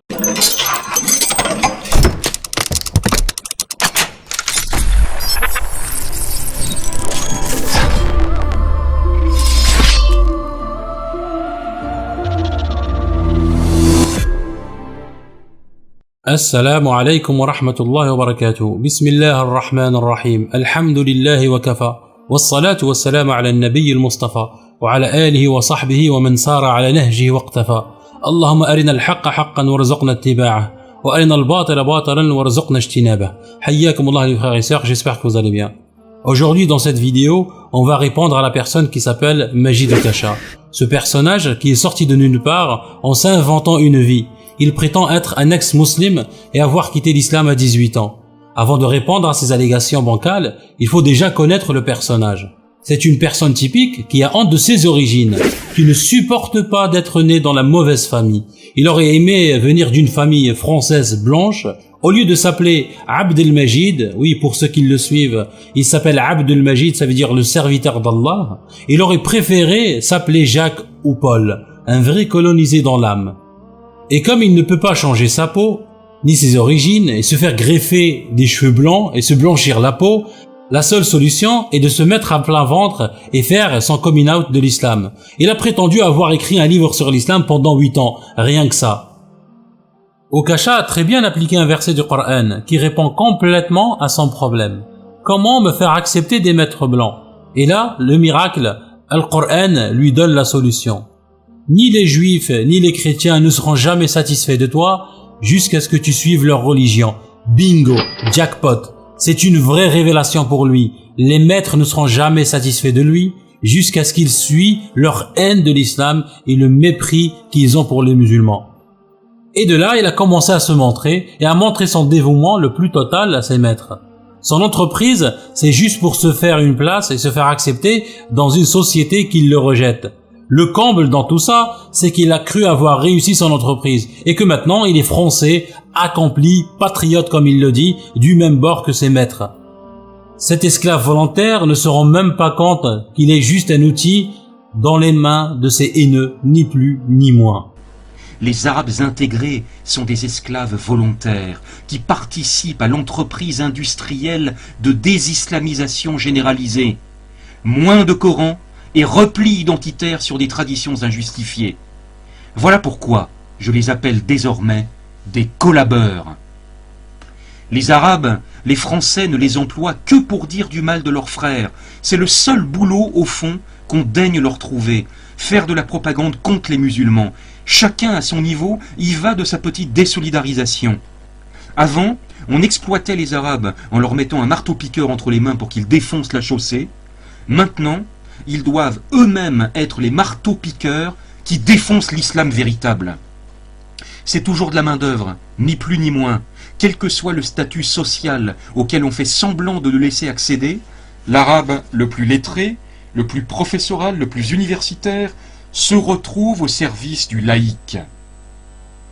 Non seulement ils sont collabos, mais ils vantent les mérites de la collaboration. Ils savent très bien que sans ça, ils resteraient de pauvres Arabes humiliés. Ils préfèrent devenir de riches Arabes humiliants. Son histoire est la même que celle des Harkis en Algérie durant l'occupation française. Trahir pour mieux servir. Sauf que la France les a lâchés quand elle n'avait plus besoin d'eux. L'histoire se répète avec Magid. Ce cancre a déjà été remis à sa place par ses maîtres. Ces mêmes maîtres ne se gênent pas de lui rappeler ses origines et qu'il ne sera jamais français et qu'il devrait rentrer chez lui. Un exemple ici, quand Magid était invité à Radio Courtoisie, il s'est fait tailler un short par le porte-parole de Génération Identitaire. La vidéo était tellement une gêne pour lui qu'il l'a fait retirer. On va lire le début de l'article. Le porte-parole de Génération Identitaire a dit en direct à Magid que si ça ne tenait qu'à lui, il appliquerait une politique de rémigration de tous les étrangers, fils d'étrangers, émigrés et fils d'émigrés, et que Magid serait renvoyé dans son pays, l'Algérie. Même son mentor, Jean Robin, alias Jean le Rabbin, ce sioniste hystérique et islamophobe, a tweeté sur ce que le nationaliste a dit à Magid. Enquête et débat, premier débat de Magid au Kasha face à un identitaire qui lui demande de rentrer chez lui. Et en réponse à ce tweet, un autre nationaliste remet une couche en écrivant qu'il rentre chez lui. Subhanallah, comment il s'est fait humilier. Encore un autre tweet où cette fois-ci Magid Okasha essaye de se justifier et vouloir convaincre ses maîtres qu'il est un vrai Français. Mais il se fait encore humilier. Je cite, il écrit « Vous m'apprenez ce que je sais déjà. Ex-musulman, pas français de souche, et donc, où voulez-vous en venir ?» En guise de réponse, le nationaliste lui dit « J'ai toujours eu du mal avec ces personnes qui veulent montrer qu'ils n'ont plus rien à voir avec l'islam en s'érigeant comme ex. Nous ne vous avons pas attendu pour prouver les méfaits de l'islam. Vous lâchez la Ummah en espérant retrouver une autre. Pour moi, vous n'avez vocation qu'à retourner d'où vos parents sont issus, sauf si vous craignez d'être pendus. » Subhanallah.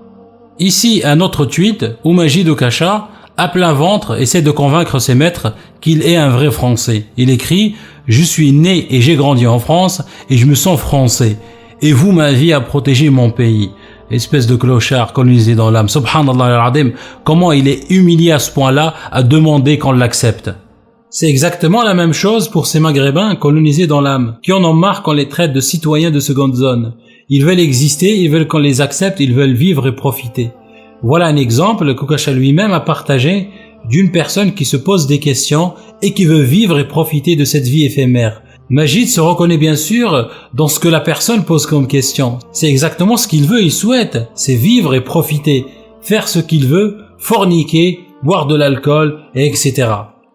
Je cite la personne ici, il dit « Pourquoi les mécréants ont une plus belle vie que nous, alors qu'ils ne croient pas en Allah ?» Ils sont plus heureux, ils peuvent faire ce qu'ils veulent. Les pays où nous vivons le mieux, ce sont les pays des athées. Il y a de quoi se poser des questions. Pourquoi Allah ne fait pas de la communauté musulmane la communauté la plus puissante au monde? On est ridiculisé, caricaturé, on se moque de nous, on est traité de terroristes, ce n'est pas juste.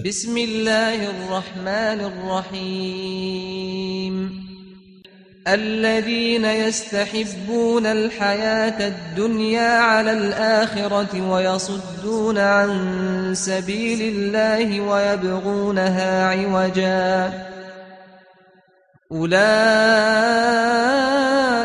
في ضلال بعيد.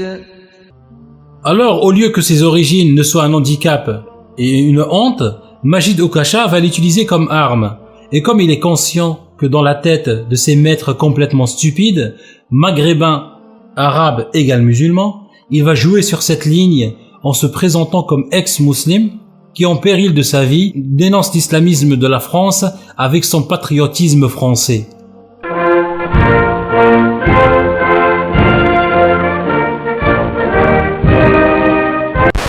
Et bien sûr, vers qui se tourner pour se lancer? Vers Jean le rabbin, le haineux de première classe, le sioniste, islamophobe, qui a quitté la France parce qu'il dit qu'il y a trop de musulmans. Bien sûr, la logique des choses, c'est de faire l'éloge d'Israël, l'État sioniste, l'État terroriste et apartheid. Il multiplie les courbettes pour prouver son dévouement le plus total. Malheureusement pour lui, les fils de l'islam sont là pour barrer sa route et exposer ses mensonges. Je lui ai envoyé plusieurs invitations par l'intermédiaire des frères et sœurs pour débattre avec moi sur le Paltalk. Le résultat des courses, il a refusé, il ne s'est pas contenté de refuser, mais il a systématiquement bloqué les personnes. Il m'a bloqué partout sans même que je lui envoie un seul message. Il a bloqué un compte Twitter qui porte comme pseudo anti-Shubuhat en croyant que c'était le mien, alors qu'il ne l'est pas. C'est un frère qui l'a créé pour partager mes vidéos. Le frère Karim aussi lui a proposé un débat et il a encore refusé. Et la blague, c'est qu'il veut débattre par Twitter, avec un maximum de 100 caractères par message. Il croit qu'on va débattre de la meilleure glace ou quoi? Ce qui prouve son ridicule et le peu de sérieux. Surtout, son incapacité à défendre son torchon qui appelle livre devant les musulmans. Il a prétexté être menacé. Bien sûr, c'est devenu une mode de se dire menacé par les méchants islamistes mangeurs d'enfants. C'est forcément vrai, n'est-ce pas? Personnellement, je n'y crois pas une seule seconde. Toute personne derrière un PC peut se faire passer pour qui il veut. Elle est où la preuve de ces menaces? Surtout les preuves que ces menaces viennent de musulmans. Et pourquoi alors, quand il est invité par la fachosphère, il n'est pas question d'avoir peur pour sa vie au cas où il va sortir? Mes frères et sœurs, ce prétexte de menace n'est que du marketing. Se donner plus de crédibilité, se faire passer pour une personne qui se bat au péril de sa vie. Menacer Majid Okasha, pourquoi faire? Les musulmans n'ont pas besoin de menacer ce genre d'individu, un seul débat et l'affaire est close. Et lui, il le sait déjà, voilà pourquoi il a refusé le débat. La preuve que les menaces est juste un prétexte, c'est son refus de débattre sur le Paltalk. Ça reste sur le net, il n'a rien à craindre.